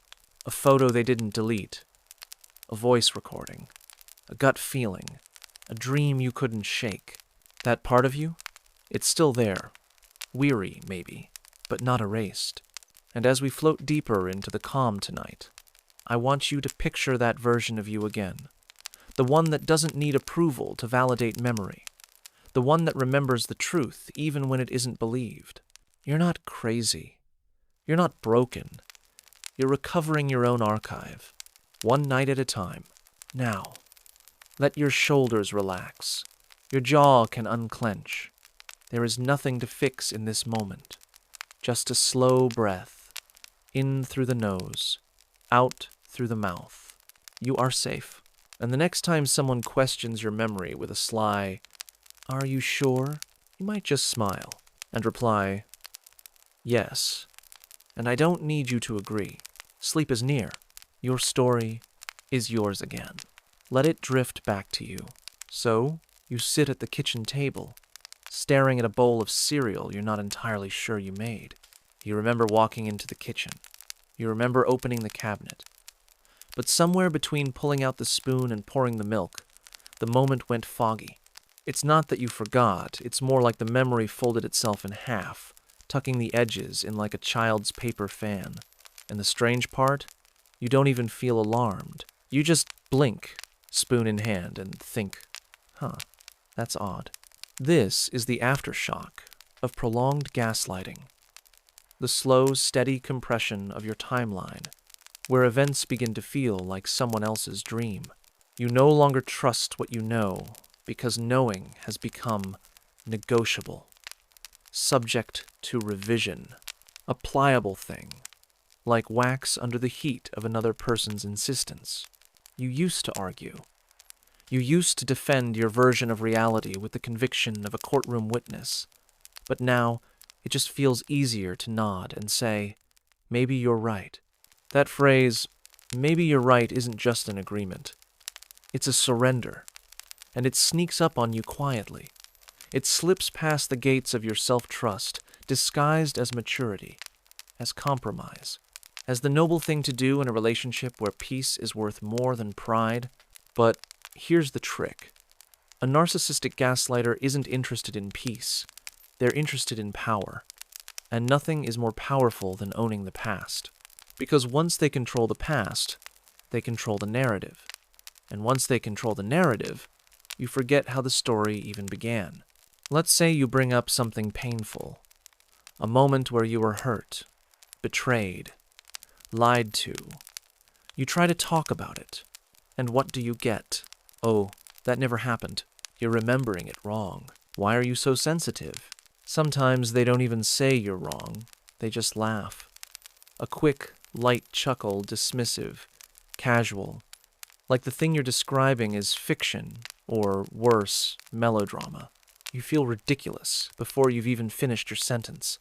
But let's be clear here. This isn't just invalidation. It's active psychological remodeling. The gaslighter isn't arguing for a different perspective. They're demanding a revision of the emotional blueprint. And if you resist, well, then you're too much. You're crazy. You're always looking for something to be upset about. Remember that holiday dinner from 3 years ago? The one where they stormed out and left you crying at your mother's table? They'll say you were the one who overreacted. They'll say you started the argument. They'll say, you always ruin family events. And just like that, you're holding a memory that's been scraped clean of its context. All the edges filed down, all the guilt redistributed. Like emotional laundering, you're left with a stain, but no proof of how it got there. This process repeats, day after day, year after year, and it works. Because your brain, despite all its strength, is not a filing cabinet. It's a living, breathing network of impressions. Memories aren't static. They're fragile, susceptible to suggestion, moldable even. There's actual science behind this. Memory reconsolidation theory says, every time you recall a memory, you rewrite it slightly, like opening a Word document, editing a few lines, and hitting save again. And when someone repeatedly tells you your memory is flawed, eventually, you internalize the idea that you are flawed. This is where things get deeply personal. Because once your trust in your memory is gone, so is your ability to stand up for yourself. You begin to second-guess not just big things like timelines or conversations, but tiny ones. Did you actually forget to take the trash out? Or did they move it before you got home? Did they really say they'd meet you at 6, or did you mishear? Worse still, you begin to apologize for things you didn't do, not because you want to, but because it's easier than the exhausting work of defending a reality that no one else will acknowledge. This, too, is by design. Gaslighting isn't just about manipulation, it's about fatigue, emotional erosion. Over time, it becomes less about controlling you and more about making you control yourself. You begin to censor your own memories, filter your thoughts, doubt your instincts. Eventually, you stop speaking up altogether. You stop asking. You stop noticing. And when you stop noticing, they win. Now, let's zoom out for a moment, because here's something strange. The term gaslighting comes from a 1938 play Gaslight, where a husband tries to make his wife believe she's going insane by dimming the lights in their home and insisting she's imagining it. It's theatrical, yes, but the metaphor holds. Little changes, constant denial, and a woman unraveling, one doubt at a time. Here's your obscure fact of the evening. In Victorian London, Gaslight wasn't just used for lighting homes. It was used for stage effects. A dimming room meant suspense. A flickering hallway meant a ghost was near. Even then, people understood. Control the lighting, and you control the perception. Historians still argue whether the play's psychological theme was intentional or just a byproduct of melodrama. But one thing's clear, its echo is louder now than it was back then, because in the real world, modern gaslighters don't dim the lamps. They just smile. They say, "You're too emotional." They tell you to calm down. They pat your knee. They change the subject. They never raise their voice because why would they need to? They're not trying to scare you. They're trying to make you doubt yourself. So here you are, sitting at the kitchen table, looking at a bowl of cereal, wondering how you got here, wondering whether that conversation from yesterday happened the way you remember it, wondering if maybe you are too sensitive, too needy, too everything.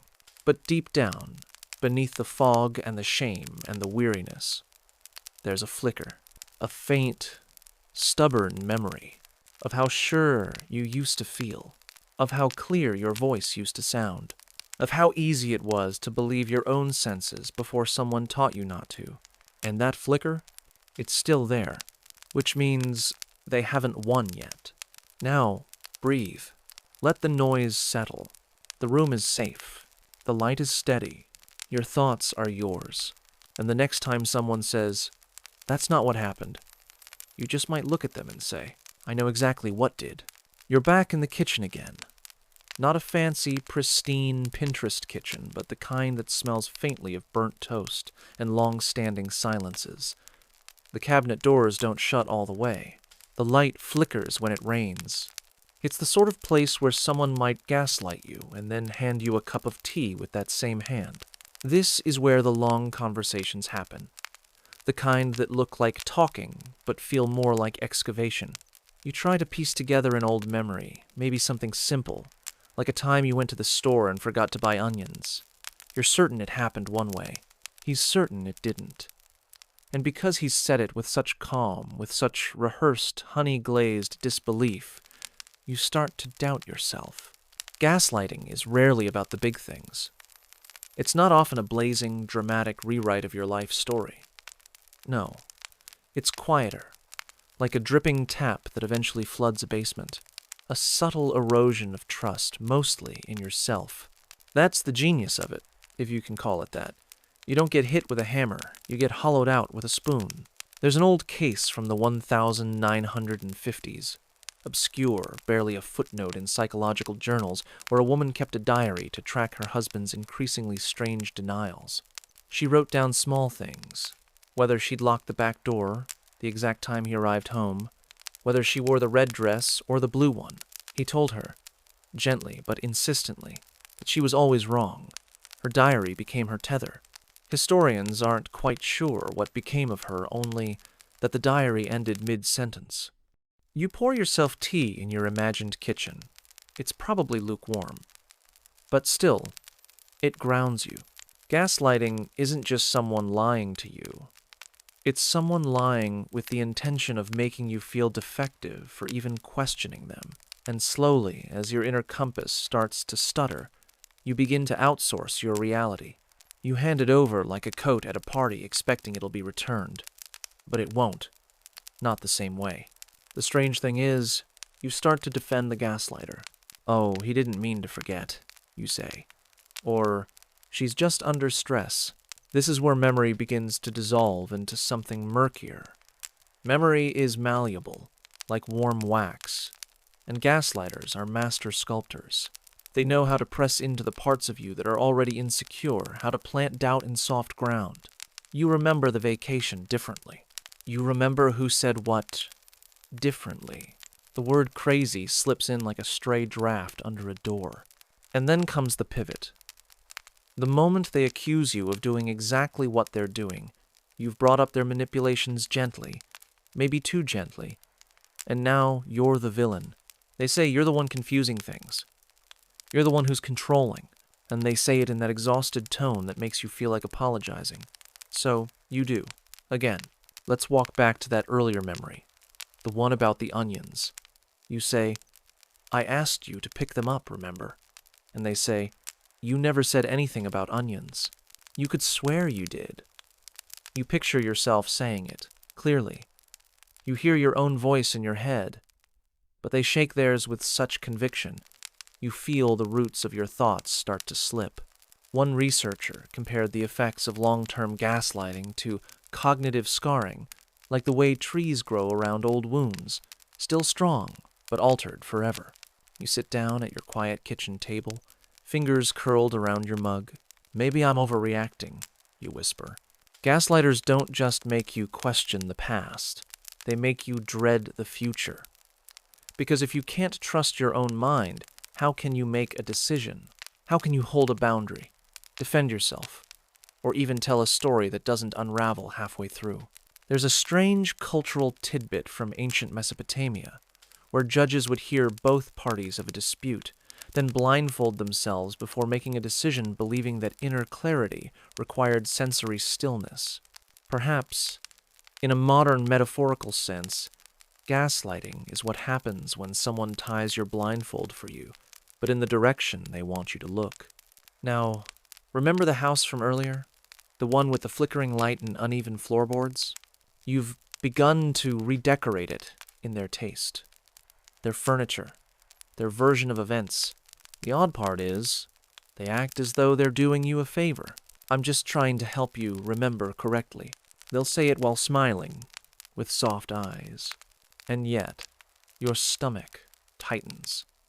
Because somewhere, deep down, you remember what it used to feel like to trust yourself, to know things. And no, it wasn't perfect. Your memory had its quirks. Everyone forgets birthdays or misplaces keys. But before this, you never felt like your whole self could be misplaced. The damage isn't in one big moment. It's in the thousands of tiny ones.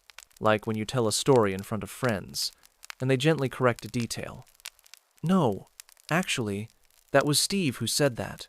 Just enough to make you blink. Just enough to humiliate. And everyone laughs, but something aches. Gaslighting loves an audience. But mostly, it loves when the audience is just you. When you start self-correcting before you even speak. When you edit your thoughts before they've formed. When silence feels safer than being wrong again. Now, you're not sure if you locked the door. You're not sure if you cried too much last night, or too little. You're not sure if you ever asked for onions. But you're sure of this, that you're tired. Not just sleepy tired, but weary. Like your mind's been carrying too many invisible arguments on its back. And that's how it works. Gaslighting doesn't slam the door. It whispers through the keyhole. It doesn't erase you all at once. It rewrites you line by line until the original version can't be retrieved. Take a breath now, a slow one. Let it curl behind your ribs. You're in your kitchen. You made the tea. The light flickers. Yes, but you saw it. You're not making it up. Let that be enough for now. Now sip, and stay with me for the next part. We're not done peeling back the layers. Not yet. You wake up again.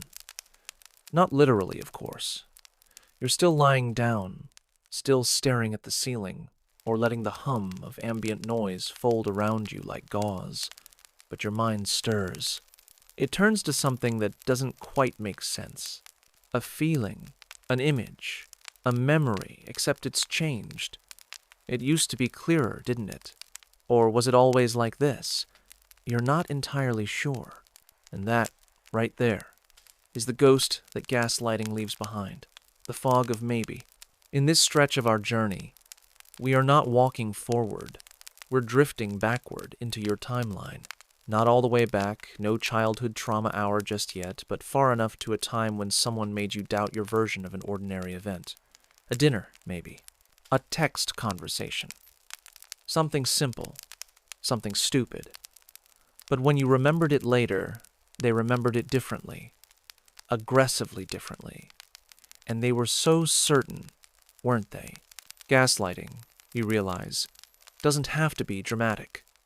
The most effective kind often happens at room temperature, No screaming, no slammed doors, just a smile, a head tilt, and a casual, "You always get like this." Suddenly, your solid memory starts to melt, like butter on warm toast, and now your whole day smells like confusion. There's something particularly cruel about how gaslighting rewrites the mundane. Big traumas already have a spotlight. They demand attention, but it's the little distortions that slip past your defenses. That conversation at 3 p.m. on a Tuesday. The missing phone charger, you swear, was right there. The way your name sounded a little too sharp when they said it. Not loud enough to start a fight, just enough to start a spiral. Let's take a short walk mentally, that is into the history of psychological warfare, where emotional manipulation has long been practiced under the guise of concern, tradition, or even love. Historians often cite the Chinese concept of thought reform, used in Maoist re-education campaigns, as an early documented system of memory distortion. Victims were encouraged to rewrite their past beliefs until they aligned with the new ideological standard. Some complied outwardly but retained their own mental space. Others, frighteningly, began to forget the difference. But long before Mao, there were mothers in Victorian drawing rooms saying, "You didn't feel that, darling," and husbands telling wives they were being hysterical for raising their voice. The history of gaslighting is not written in textbooks. It's embroidered into family dinners and echoed in the quiet tension of shared beds. It shows up in religious confessionals, in office meetings, in group chats that suddenly go quiet when you enter. There's a cultural tidbit from early 20th century France that might make you smirk. In Paris, during the height of psychoanalysis fever, wealthy women would book hysteria retreats, week-long getaways where their unreliable emotions were soothed with fresh air, soft music, and mild sedatives. Their husbands, often the source of those emotions, stayed behind, happily unbothered. A fashionable cure for emotional abuse, with champagne and spa robes. Très chic. Let's not pretend modern life is that much different. You still find yourself tiptoeing through conversations, rephrasing your sentences before they're even spoken. You anticipate disbelief before you've said a word. You tell a story, then immediately soften it. Or maybe I'm just being sensitive. You're not. You've just been taught that certainty is dangerous. Gaslighters don't just lie to you. They train you to lie to yourself. And here's the kicker. Sometimes they don't even know they're doing it. That's the part scholars still can't quite agree on. Is every gaslighter intentional, or are some just clumsily reenacting their own past traumas, reshaping reality out of instinct rather than malice? Some therapists say yes. Others say, does it really matter? The bruise is the same. So now, here you are. You remember that moment, years ago, when someone said, "That never happened," and you believed them. You felt foolish for even bringing it up. You wondered if you were broken, forgetful, dramatic, ungrateful. You apologized. You tried to laugh it off. You carried the doubt with you for days, weeks, longer than you'll admit. And now, under this gentle hush of whispered narration, you finally name it. Gaslighting. Not everything that feels confusing is abuse, but everything that is abuse will feel confusing. You glance back at the version of you who didn't know yet. They were just trying to be good, to be kind, to make things work, to not rock the boat. That version of you deserves a warm seat at this table, and a blanket, maybe a cookie. Definitely not an apology.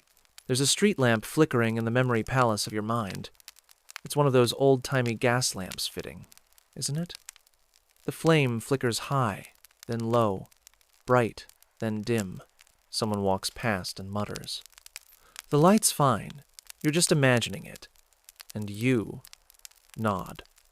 Because that's what you were trained to do, but not anymore. Now, you sit still and observe the flicker. You recognize the pattern. You whisper back, "No, it isn't fine. I saw what I saw. That is the start of reality, reclaiming its shape, not all at once, but steadily, like ink rising back up through paper, like memory softening into clarity. You are allowed to keep your memories, even when someone else insists they didn't happen. Especially then. Let the flickering fade for now. Let the weight of misremembering slide off your chest. You are not crazy. You are conditioned to doubt yourself. But even fog has patterns, and you are learning to read them. And slowly, in the quiet space between now and sleep, you are becoming undeniable. You may not remember the first time it happened. Not exactly. But somewhere along the line, you noticed a quiet betrayal, not from them, but from your own instincts.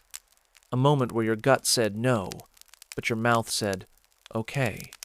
A soft dissonance. A tiny internal betrayal. Just enough to make you hesitate. That hesitation is where gaslighting takes root. Tonight, let's walk into that moment. Gently. Not to relive it, but to untangle it. Like slowly combing knots out of a threadbare scarf. We're not pulling or rushing, just loosening memory, strand by strand, until you can breathe through it again. Picture a version of yourself from long ago. They're not hardened. They still speak their thoughts aloud without second guessing. They still believe what they see, what they feel. That version of you hasn't learned to flinch yet, but they will. And when they do, it won't be dramatic. It'll be so quiet, they might not even realize it's happening. It might look like staying silent in a meeting, even when you know the answer. It might feel like rereading a text 5 times before hitting send. It might sound like apologizing when you didn't do anything wrong. This is what happens when your inner compass gets disrupted. Gaslighting isn't just a psychological trick, it's a disruption of navigation. You knew where north was. You used to trust your internal map. But then someone came along and said, "You're going the wrong way," over and over, until your compass needle spun and spun and spun, and then stopped pointing anywhere at all. They didn't have to scream. They didn't have to hit you. They just had to plant doubt, over and over, like raindrops wearing down stone. And so you began to consult outside sources for things you once knew internally. Is this okay? Do you think I'm overreacting? Am I crazy for feeling this way? The phrases became mantras, small, nervous rituals of permission-seeking. Here's a secret. You're not alone in this. Millions of people, smart, capable, emotionally intelligent people, have found themselves here. Not because they were weak, but because they were open. The very traits that make you beautiful, your empathy, your loyalty, your desire to understand, were used as tools against you. And while you lie here now, maybe breathing deeper than you were before, your body still remembers what it felt like to suppress your truth. Your nervous system remembers. It holds a record of every time you overrode your instincts for the sake of peace. It holds on to the micro-panics and unspoken anxieties, even as your mind tries to forget.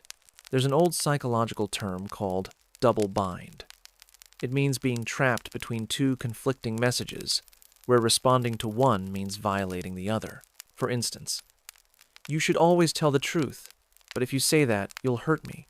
Or, "Be honest, but don't make a scene."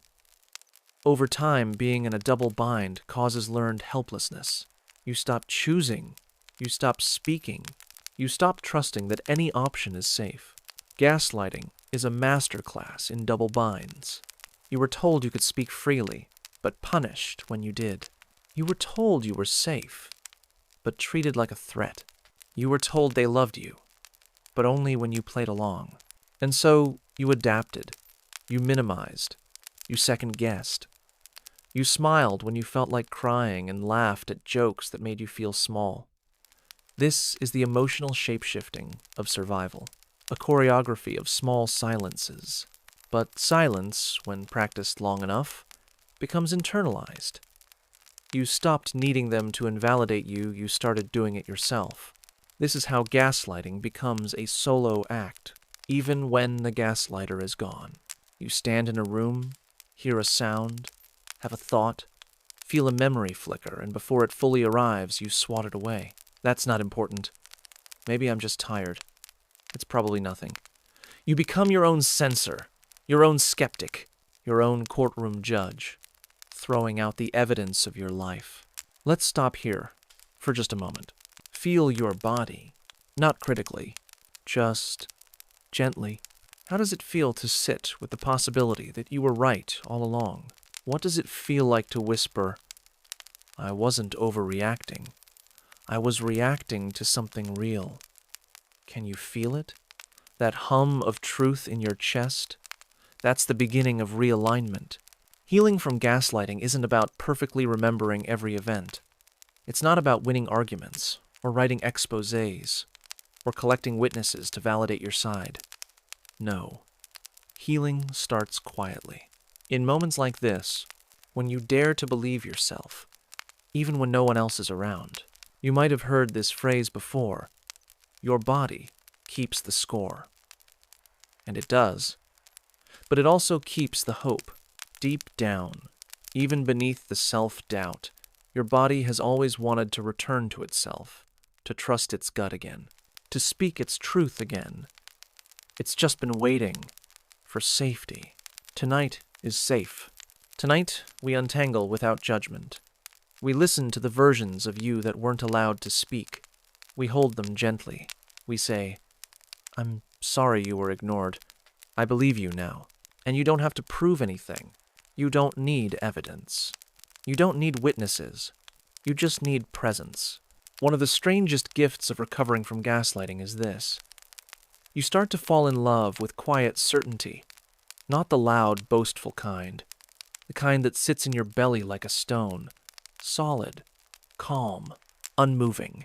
You'll find yourself saying things like, I know what I know, not angrily, just truthfully, and that's enough. You don't have to argue anymore. You don't have to explain your emotions to people who benefit from your silence. You don't have to rehearse your memories like courtroom testimonies. You just have to breathe, to feel, to trust that your perception is not broken, it was just shaken.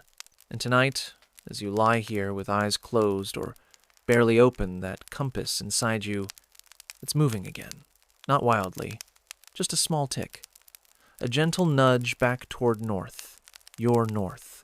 The one that never truly left you. The one that was only sleeping. You can trust that. You can trust you. Let this be your lullaby, strange as it is. Not a song, but a whisper of remembering. You are not your confusion. You are not your doubt. You are not the sum of someone else's manipulation.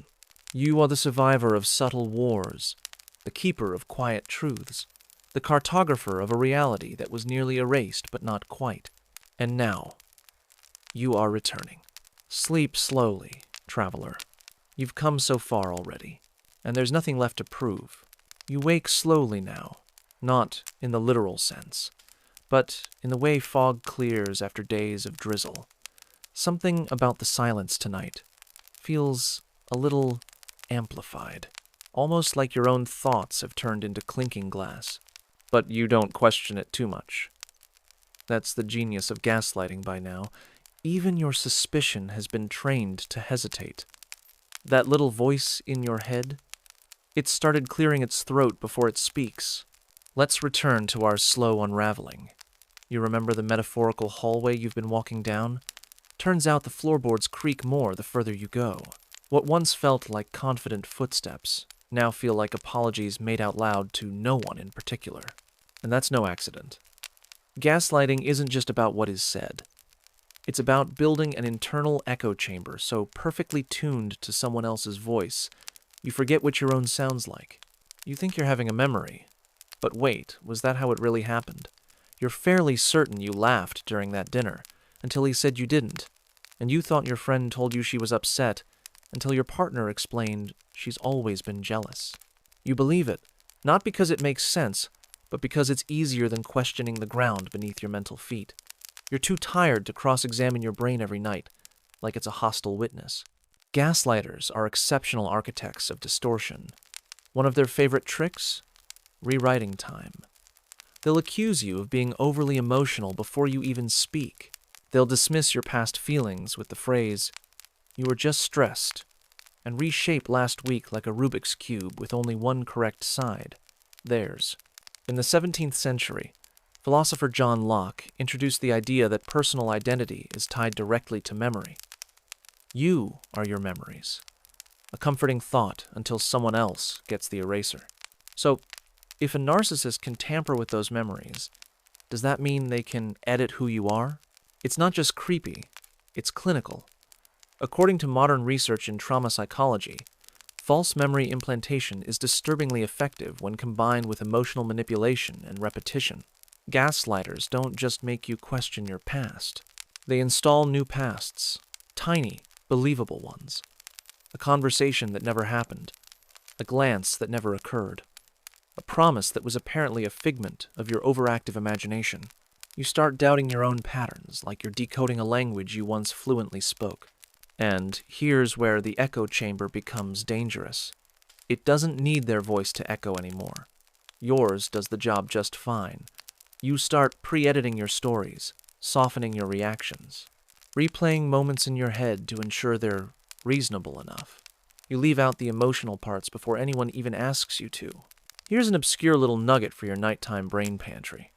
In ancient Japanese theater, actors practiced something called katachi, or the embodiment of form.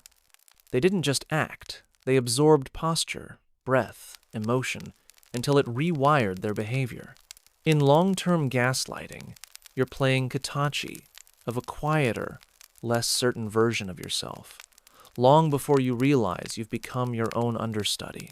Now, imagine your brain as a courtroom. The prosecution is your gut instinct. The defense is your survival instinct. But the judge? Oh, that's the gaslighter's voice, wearing your face and sipping your coffee. And the verdict always ends the same way. You're just being sensitive. Historians still debate whether Queen Christina of Sweden voluntarily abdicated her throne for intellectual freedom, or whether a lifetime of psychological manipulation played a role in her erratic behavior. What we know is that she often rewrote her past in letters erasing moments, embellishing others until even scholars couldn't agree what was real. Her crown might have been gold, but the confusion was psychological. You hear a soft sound now, the same one you dismissed earlier. Maybe the sound of your own brain working, or just your breath catching as another thought passes too close to your heart. Funny how silence always shows you where the bruises are. A light joke for the road? Well, calling a narcissist misunderstood is a bit like saying lava is just passionate about landscaping. And speaking of misdirection, remember that time they said, "You always do this?" And you spent 3 hours wondering what this was? That's the trick. Vague accusations let them win the argument without providing evidence. You defend yourself against fog. You debate smoke. You try to win a chess game where the other player keeps flipping the board.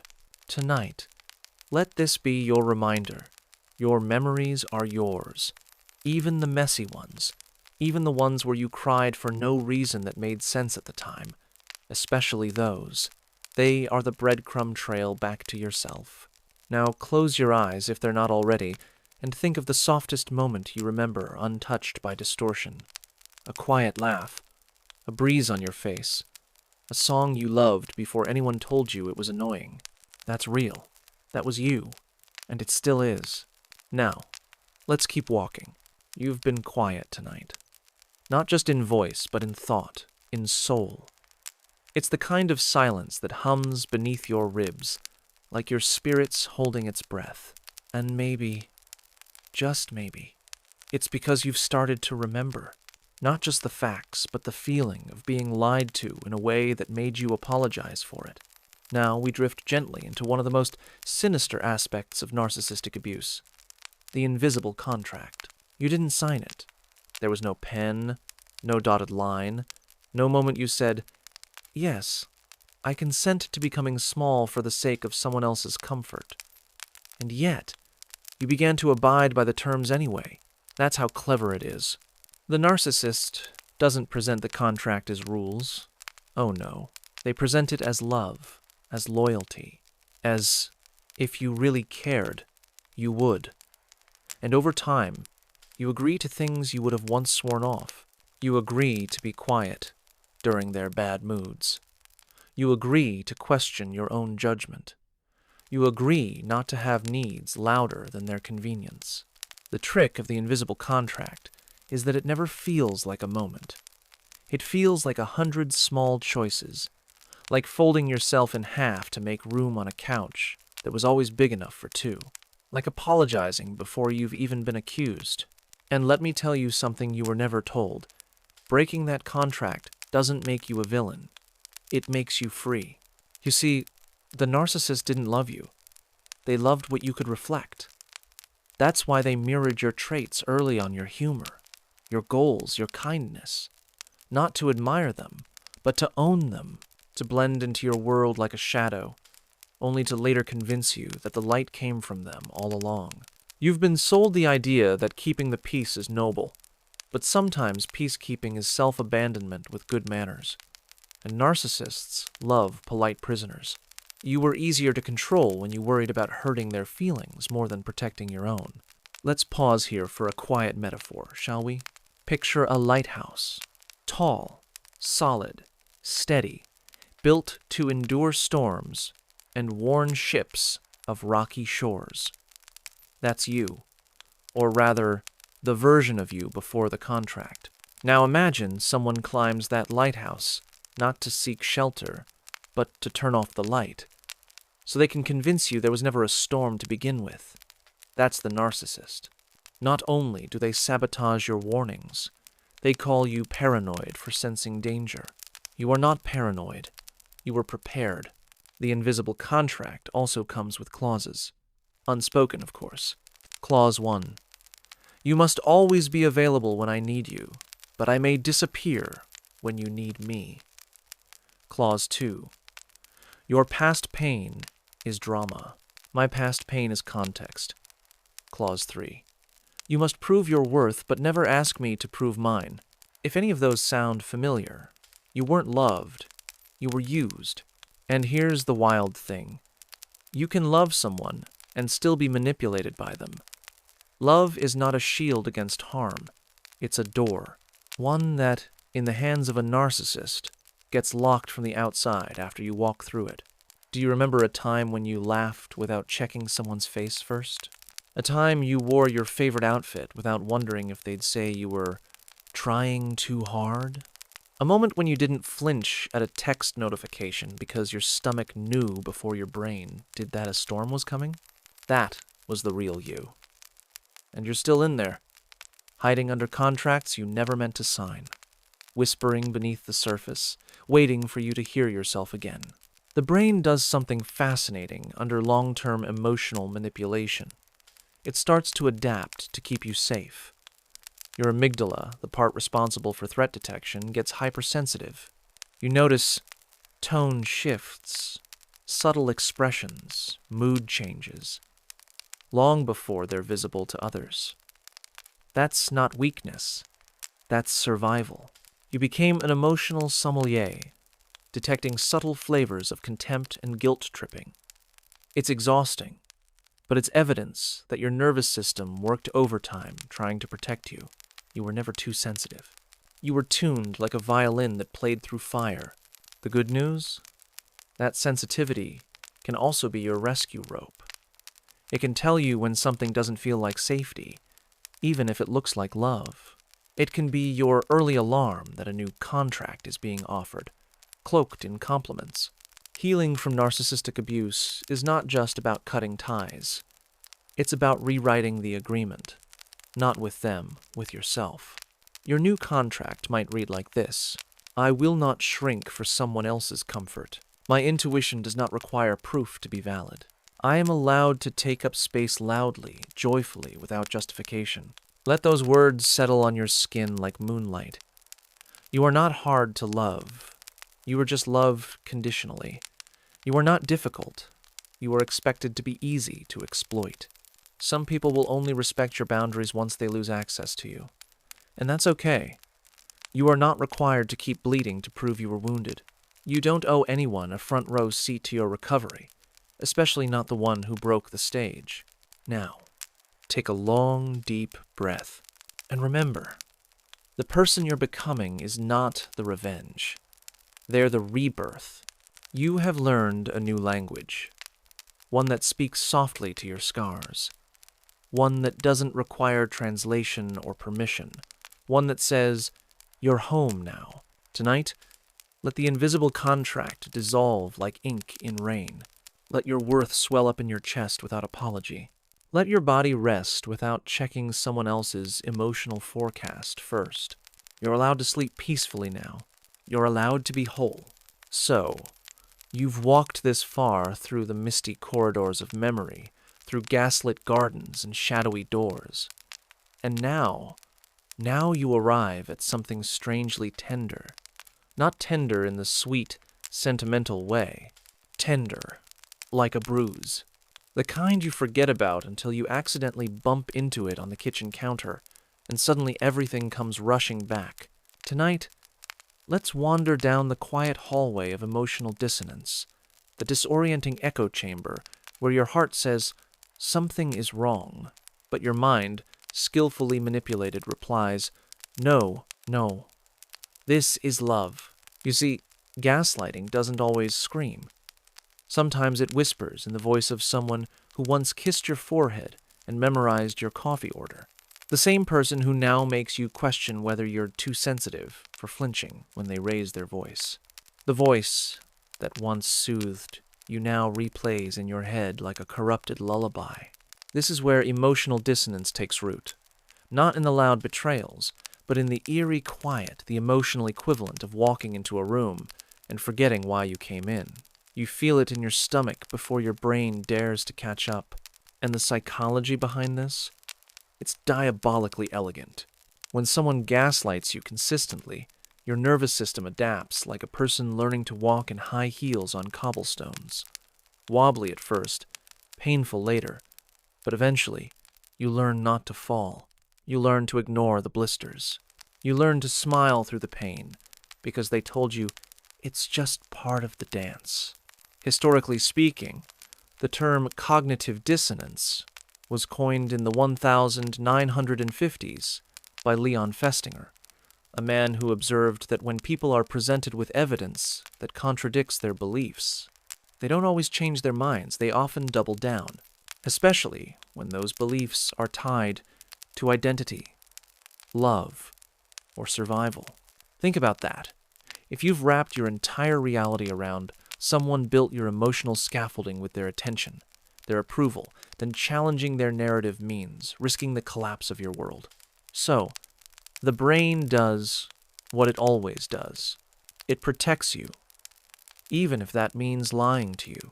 And yes, scientists still debate whether dissonance leads to attitude change or whether it merely shifts your behavior in public while your inner world quietly screams.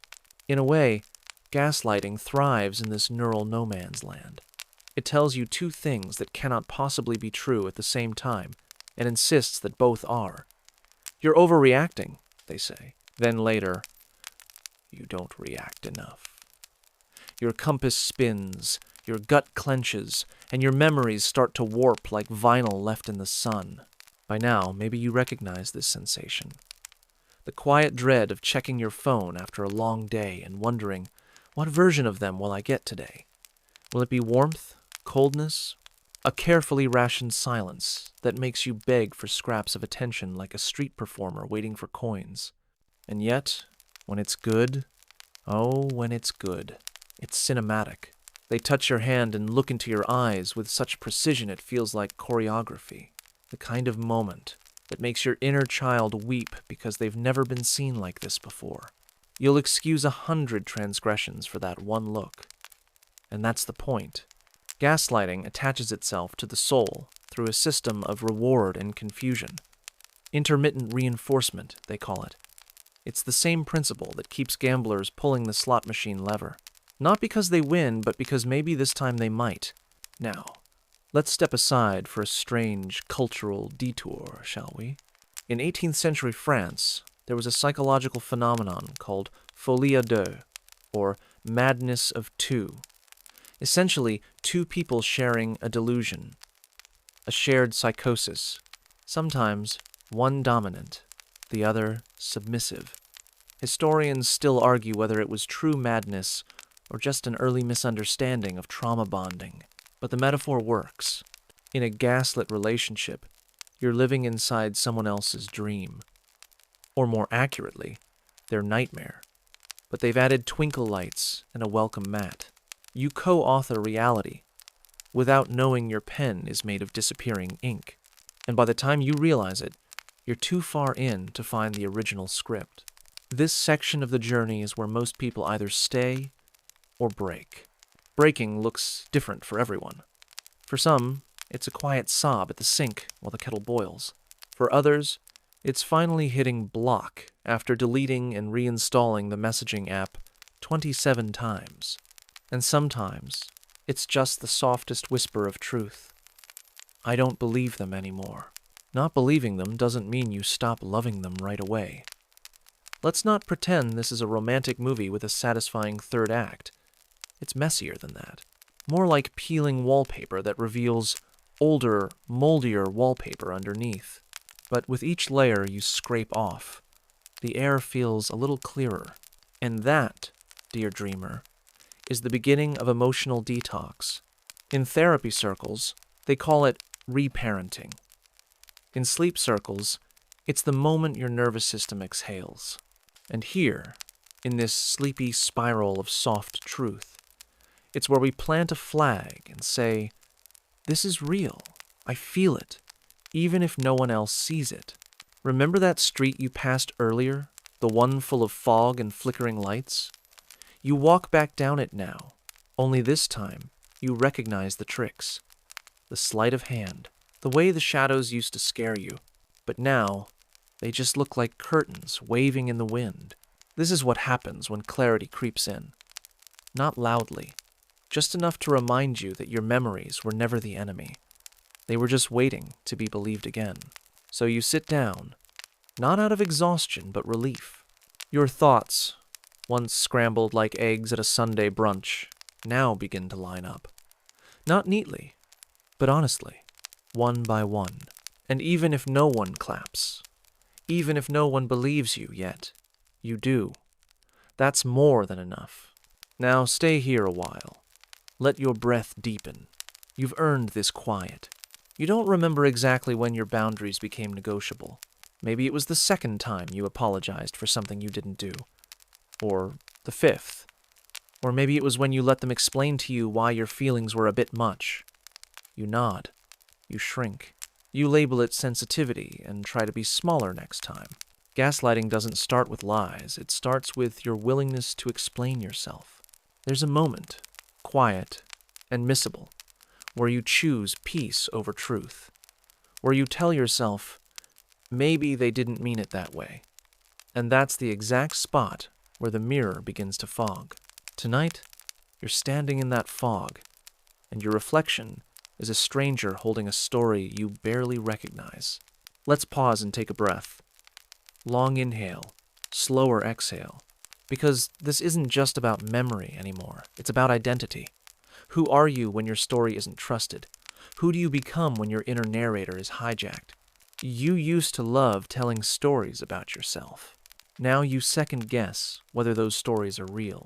You feel this most acutely in your smallest routines. The way you check the stove twice. The way you hesitate before texting back, scanning for tone. The way you watch your own face in the mirror and wonder if you've always looked this tired. It's not exhaustion. It's erasure. Not all at once, of course. That would be too obvious. And narcissistic gaslighting is never obvious. It's exquisitely subtle. It's a kind of psychological feng shui, rearranging your emotional furniture so that eventually you trip over your own conclusions. Historians of early psychiatry once thought memory was a fixed cabinet of facts, neatly labeled, accessible, safe. But now we know better. Memory is more like a sketchbook shared between you and the people you trust. And when one of those people begins to edit your sketches, softening some details, crossing out others, you end up with a drawing that's no longer yours. You might laugh it off at first, like when they say, you're remembering that wrong. Or, that's not what I meant. You give the benefit of the doubt, because frankly, it's exhausting to argue over tone and intent every day. But here's the psychological sleight of hand. They don't erase your memories. They just make you doubt the parts that give you power. The ones that prove you were right. The ones that say you deserve more. Let's take an example that's delightfully mundane. You tell your partner you were hurt by something they said during an argument. They reply, "You're too sensitive," or "That's not what happened." You hesitate, you rewind, you play the mental tape again, and because they sound so sure, you press delete. This small moment is a pebble, but gaslighting turns it into gravel, laid down over time into a path that leads straight back to them, and you walk it willingly, because it feels familiar. That's the real trick. Familiarity masquerades as truth. That's why you remember their stories better than your own. That's why your inner voice starts to mimic their tone. That's why, when someone else offers you kindness, you flinch. In the 17th century, courtrooms in France were obsessed with the reliability of memory. Witnesses could be dismissed for being too emotional, their recollections deemed unstable. We'd like to think we've outgrown this, but have we? You were dismissed in your own relationship, deemed too emotional to remember things accurately, too irrational to know what's best for you. So you outsource certainty to someone else. You lease your truth, one small moment at a time. Even now, your mind tries to comfort you with logic. Well, they were under stress. They said they loved me. No one else would put up with me. That last one? That's not your voice. That's the echo of gaslighting doing its job, making you doubt your desirability, your memory, and eventually your worth. Psychologists call this memory distrust syndrome. It often shows up in survivors of emotional abuse, a chronic uncertainty that no longer requires a manipulator to maintain it. You do the job for them. You've become a self-policing, gaslit archive, the kind of person who apologizes before asking a question, the kind who revises texts 4 times before hitting send, the kind who tells their therapist, maybe it wasn't that bad.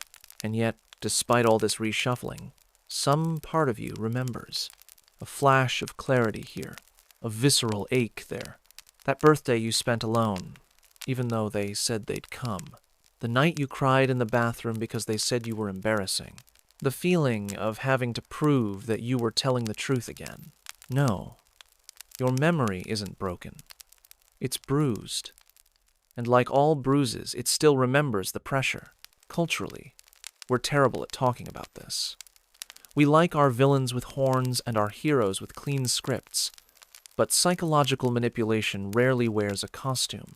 It slips in wearing socks and washing your dishes. There's no grand betrayal, just a series of edits to your sense of reality. You might wonder, why did I let this happen? But that's the wrong question. You didn't let it happen. It was done to you, slowly, gently, with just enough affection to keep you hoping. Gaslighters are not cartoon villains. They're often charming, intelligent, occasionally generous.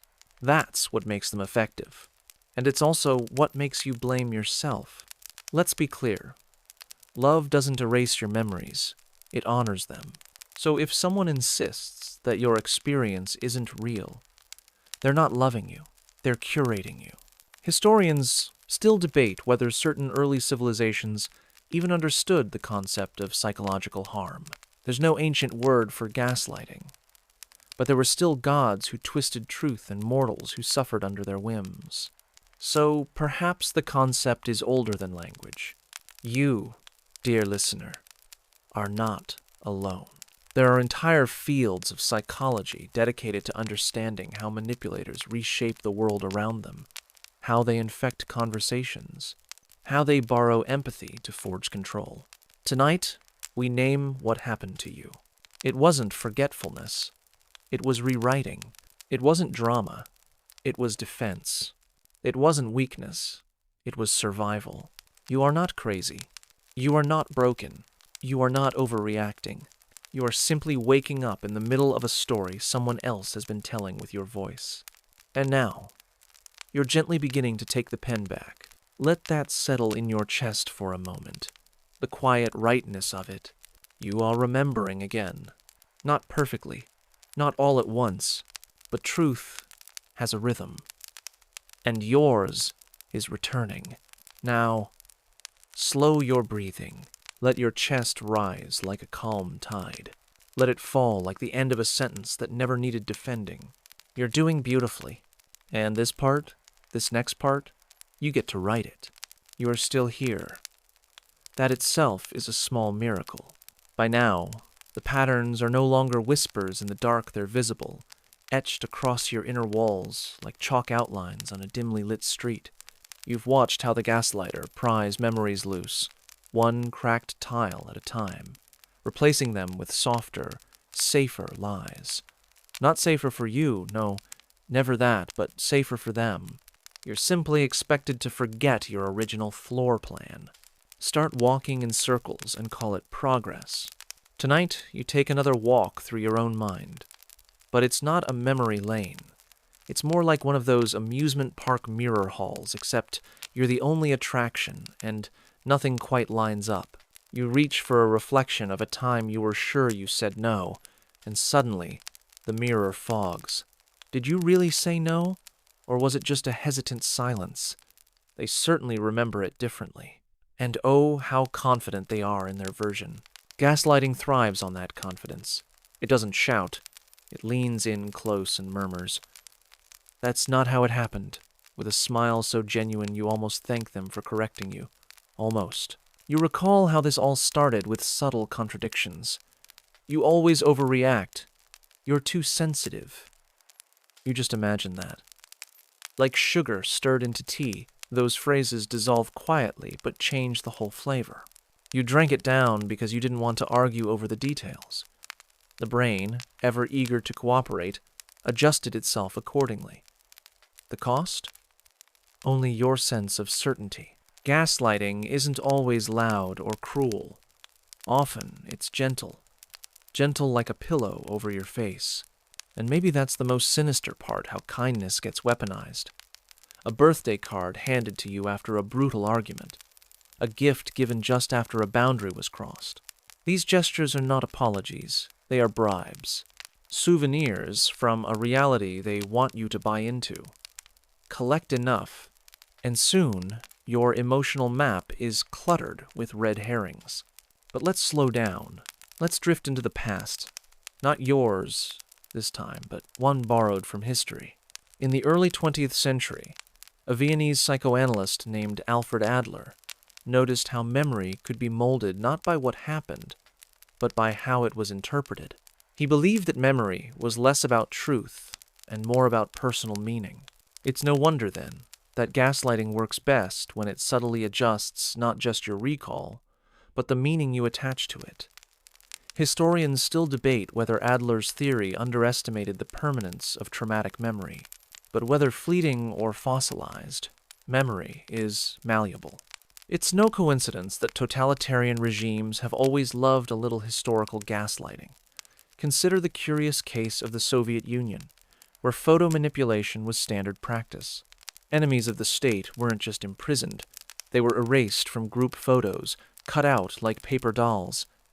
Entire identities disappeared under Stalin's glare, all to maintain the illusion of a pristine narrative. A world where loyalty was unquestioned and dissent had never existed.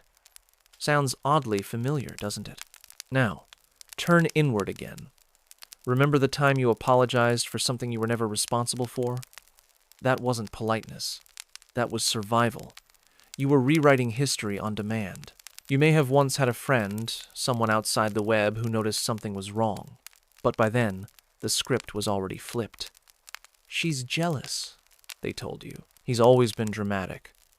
They isolated your reference points, plucked out your compasses, so even the people who tried to save you started sounding like threats. But here's something ironic. There's an old cultural tidbit from medieval Japan before the Tokugawa shogunate about kakure kirishitan, or hidden Christians. These were people forced to disguise their faith under threat of death, practicing rituals in secret, passing down oral histories that morphed with each generation. In some cases, their prayers blended so completely with local traditions that even they began to forget what was original and what was added later. It's hauntingly similar, isn't it? When you hide too long, your truth starts shape-shifting until you're no longer sure what the original prayer sounded like. Gaslighting is not always engineered in grand designs. Sometimes it's embedded in tiny daily rituals. A partner who always forgets the thing you reminded them about 3 times. A coworker who doesn't recall you emailing them the report, even though it's right there, timed, stamped, and attached. At first, it's frustrating. Then it's disorienting. Then it's paralyzing. You begin double-checking, over-documenting, over-apologizing until your life resembles on audit. Gaslighting doesn't need to convince you that nothing happened. It only needs to convince you that something else happened. That sliver of doubt is enough to fracture the mirror. You start to narrate your life like a question. Did I lock the door? Was I rude just now? Maybe I am overreacting. And that question mark becomes the soundtrack to your day. It plays quietly in the background, but it never turns off. Now, as you lie there, you may wonder, how does one rebuild a memory? How do you clean a mirror without cracking it further? You begin by noticing. That's all. Noticing what was said, what was felt, and how those 2 things didn't always align. And while you float gently through that idea, remember this strange truth. There's a phenomenon in cognitive psychology called source amnesia. It means you can remember a fact, but not where you learned it. You could swear it came from a friend, but really, it was a movie. Or vice versa. And gaslighters, whether intentionally or not, exploit that gap. They become the source. And once that happens, everything else becomes suspect. It's okay if you're tired. You've been carrying fragments of conversations and reassembled meanings like puzzle pieces from 2 different boxes. Let yourself rest now. The gaslight is dimming for the night. Take a breath, a long one. Feel it fill the back of your ribs. And for once, no one is going to contradict how that feels. You wake up one morning feeling a little heavier than usual. Not in body, but in the soul. A soft weight you can't shake. It's as though someone has rearranged your memories while you were asleep, filed them under the wrong names. And now, the emotional indexing system in your chest is having a nervous breakdown. But that's the thing about gaslighting. It doesn't stop at what's spoken. It lingers in the unsaid, the reshaped, the repainted. You begin to doubt the things that once gave you comfort. A favorite song now sounds like manipulation. A warm phrase they used to say feels like a cold-blooded script. Even your own laughter from back then plays in your head like a soundtrack to someone else's movie. And not a particularly good one. This is the stage where the ghost of who you were starts pacing your mental hallway. Quiet. Lost. Holding a flashlight without batteries. And you, dear you start rewriting your own origin story. Because gaslighting isn't just a distortion of memory. It's a hijacking of identity. And not the obvious kind where someone tells you you're worthless or broken. No, this kind is subtle, slithering. It's when they praise you for your strength just after pulling the rug out from under you.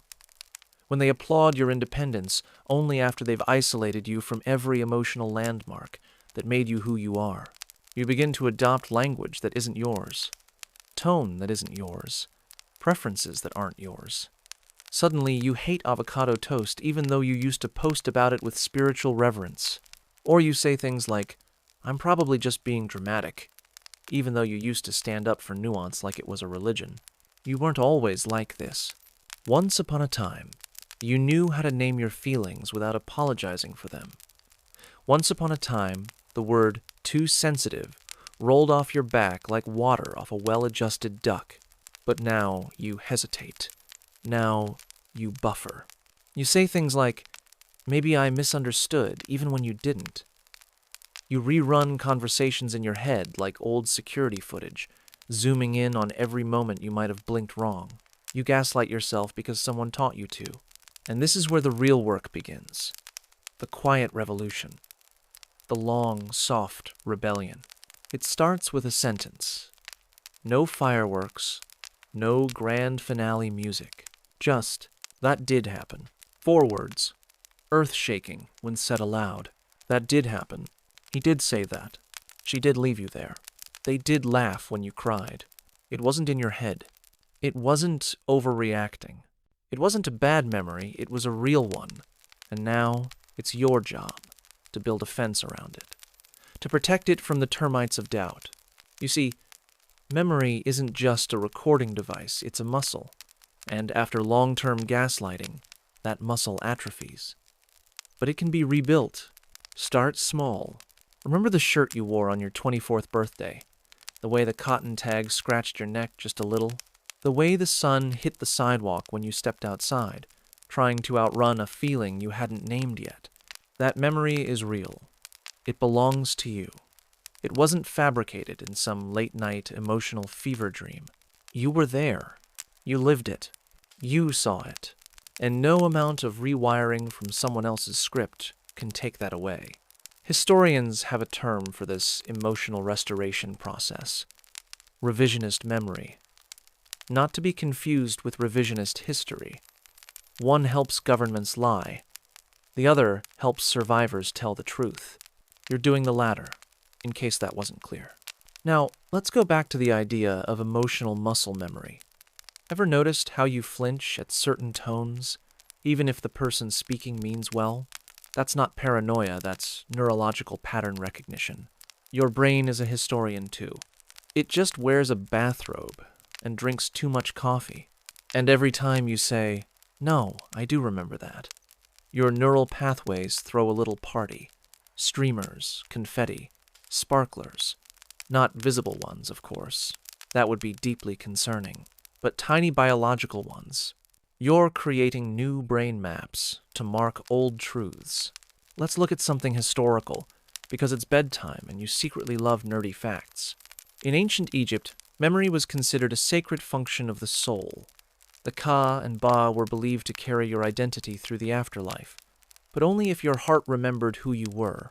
If not, you'd be eaten by a crocodile, lion, hippo monster called Amit, and no one wants that, not even in metaphor. What this means is that for thousands of years, people have understood something we're only now giving therapy names to. If you lose your memory, you lose yourself. And if someone else rewrites your memories? Well, they've just committed psychological forgery. Here's a cultural tidbit you didn't ask for but are quietly delighted by. In Japanese no theater, the actors wear masks that barely move, but the audience swears they see emotion. Why? Because we fill in the blanks. Our brains are meaning-making machines. Which means, when someone blanks your emotional expression and replaces it with their own version of events, they're not just manipulating you, they're weaponizing your humanity. Scholars still debate how much of memory is objective versus narrative-based. But here's a soft truth. Just because your memory has been shaped doesn't mean it's invalid. Your experience isn't a courtroom, it's a home. You decorate it how you want. No one gets to rearrange the furniture without your permission. Tonight, as you lie there breathing a little slower, feeling your spine melt deeper into the mattress, I want you to say something softly, maybe just in your head. I believe me. Say it again. I believe me. There's no spell more powerful than that. No counter-curse more potent. No anchor more calming. The next time someone tries to correct your lived experience, remember, you're not a Wikipedia page. You don't need citations. Your breath is enough. Your heartbeat is enough. You are the living proof that it happened. Let that settle into your bones. Let it run a warm line down your arms. Let it rest behind your eyelids, gentle and solid. Because the memories that matter, you never lost them. They were waiting for you to say, I believe me. And tonight you do. You feel it most when the room is quiet, when the TV's off, when the hum of daily obligation takes a breath, when even your phone, your ever-clingy sidekick, goes silent. That's when it sinks in. the strange fuzziness in your memories. The way a birthday you used to love now stirs up a vague, uneasy pit in your stomach. You can't quite put your finger on it, but something's been tampered with. You try to recall the exact words they said, the exact expression on their face, but it's as if the film reel of your memory has been scratched and re-edited. The plot has changed. The villain is wearing your shoes. The hero, you're not even sure they existed. Welcome to the psychological endgame of gaslighting. Memory distortion so deep, it starts to rewrite the past in your own handwriting. At this point in the narrative, you're not just doubting details. You're doubting your reality construction toolkit, like being handed a paintbrush only to discover it paints over your memories rather than creating new ones. And the most unsettling part? You don't notice it's happening until long after the colors have dried. Historians of psychology, not to be confused with armchair philosophers in Facebook comment sections, trace this phenomenon back to the earliest psychoanalytic theories: Freud, Jung, Adler, the usual suspects. But it wasn't until the 1970s that formal studies began addressing the malleability of memory in abuse survivors. One such researcher, Dr. Elizabeth Loftus, conducted a now famous experiment where participants were shown doctored photographs and later remembered events that never happened. The implications were chilling. If memory could be that easily manipulated by a stranger in a lab coat, imagine what it's like in a relationship built on intimacy and slow burn control. You remember that friend who used to mock how you always misremembered things? The one who told you your version of events was dramatic or inaccurate whenever it made them uncomfortable? Yeah, that's how it starts. A snide comment here. A rewritten story there. A birthday that didn't happen the way you remember. A phone call you swore occurred. Apparently didn't. One of gaslighting's darkest tricks is the way it intertwines emotional validation with false narrative.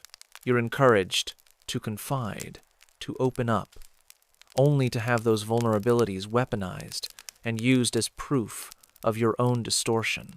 Like when you said, "That made me feel humiliated," and they replied, "You're being sensitive, it was just a joke." Or when you said, "I remember you promising," and they countered, "You always twist my words." It doesn't just wear you down, it erodes your trust in the raw material of your own mind. And here's a creepy cultural tidbit for your dreams tonight.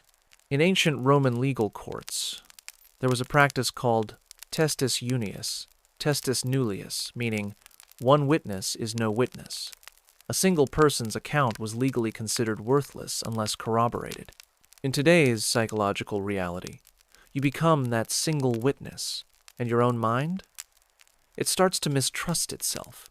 The result? A person who hesitates before every sentence, who inserts disclaimers like, "I might be remembering this wrong, but," or "maybe it was my fault," just to cushion themselves from further internal damage. By now, you don't even need the gaslighter in the room anymore. Their voice lives rent-free in your brain, policing every memory you try to access, even your good memories, even the way the sun looked that one morning you laughed, even the little victory you were so proud of. Rewritten, daubed, smeared, fussy. It's no coincidence that gaslighting is often paired with isolation. When others are cut off, your ability to cross-reference reality with outside witnesses disappears. Without backup, without your co-witnesses, you become both plaintiff and defendant in a court where the judge is your abuser. Here's a late-night whisper of truth. Gaslighting is not just lying. It's strategic forgetting. It's turning your past into a haunted attic where nothing is where you left it. It's your own mental museum being slowly vandalized until you begin to doubt the exhibits ever existed. And what do the gaslighters do? They offer tours. See how she overreacts? Remember when he made that up? Isn't it sad they always misremember things? Historians still debate whether emotional abuse leaves a longer-lasting cognitive scar than physical trauma. But one thing's clear. Memory distortion is not an accident. It's an intention, a slow manipulation of your most sacred archive. And yet, here you are, lying in a quiet room, tracing back thoughts like fingers through fog. You start to remember how you used to remember, before everything got so conditional. You remember laughing without disclaimers. You remember being sure of your gut. You remember a time when memories were anchors, not quicksand. So let this section wrap around you like a soft, heavy blanket. Let it remind you that even when your memories feel uncertain, your experience is valid. Even if they told you it was all in your head, that head is yours. That story is yours. That timeline deserves to be reclaimed. Now close your eyes. Feel your breathing steady again. And remember, they don't get to be the narrator anymore. You do. Here, in the final folds of this whispered journey, we return to a simple truth, one that may have felt out of reach until now. You were never broken. Not in the way they claimed. Not in the way that justified their condescension, their ridicule, their gaslight-laced rewrites of your reality. You were confused because you were lied to. You felt unstable because your stability was threatened.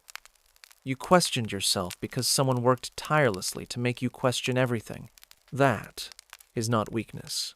That is the natural human response to psychological warfare. Now, let's whisper one more uncomfortable truth into the quiet. Narcissists often copy you because, deep down, they know you are something they can never be whole. Not perfect, not flawless, but complete in a way they will never understand. Your empathy, your depth, your instinct to connect, your desire to protect, your capacity to feel shame, remorse, love, and boundaries. They saw all that and thought, I want that. But lacking the roots to grow it organically, they did what any manipulator would do. They stole the fruit. They mimicked the tree. They built a hollow version of what you have always been. And when the mask began to crack, as it always does, they blamed you for the pieces. Said it was your paranoia, your drama, your trauma talking. But now, you know better. They copied you because they wanted to replace you. They tried to destroy you because they couldn't become you. And that, friend, is the most twisted compliment you will ever receive. You may have walked through the fog. You may have doubted your mind. But you emerged with something they will never have. Awareness, clarity, a voice that, once quieted, now returns with quiet strength. Not screaming, not ranting, just certain. You are not crazy. You were conditioned to forget yourself. And now, slowly, gently, you are remembering. Let's leave the darkness behind now. Let your body soften, as if every joint is unbuckling after a long climb. Let your mind settle, no longer racing to understand, no longer wrestling with doubt. You've done enough for tonight. You've survived enough. You've questioned enough. And maybe now, it's time to just be. Breathe in slowly through your nose. Let the breath fill your lungs gently, like cool light. Hold. Now exhale just as slowly. Let it all fall away. You're not in the confusion anymore. You're not inside the web. You're on the outside now, looking at the strands from a safe, sleepy distance. This is your time. No narcissist. No false memories. No voices crowding out your own. Only the rhythm of your breath, the softness of this moment, and the quiet unfolding of your healing. You don't need all the answers tonight. You don't need to figure it all out. You just need rest. And you are so allowed to rest. Let your eyes stay closed now. Let your shoulders drop. Let the corners of your mouth turn up just a little. You made it. You're safe. And no matter how deep the manipulation was, it didn't destroy you. You're still here. Still whole. Still worthy of peace. Sleep well, gentle soul.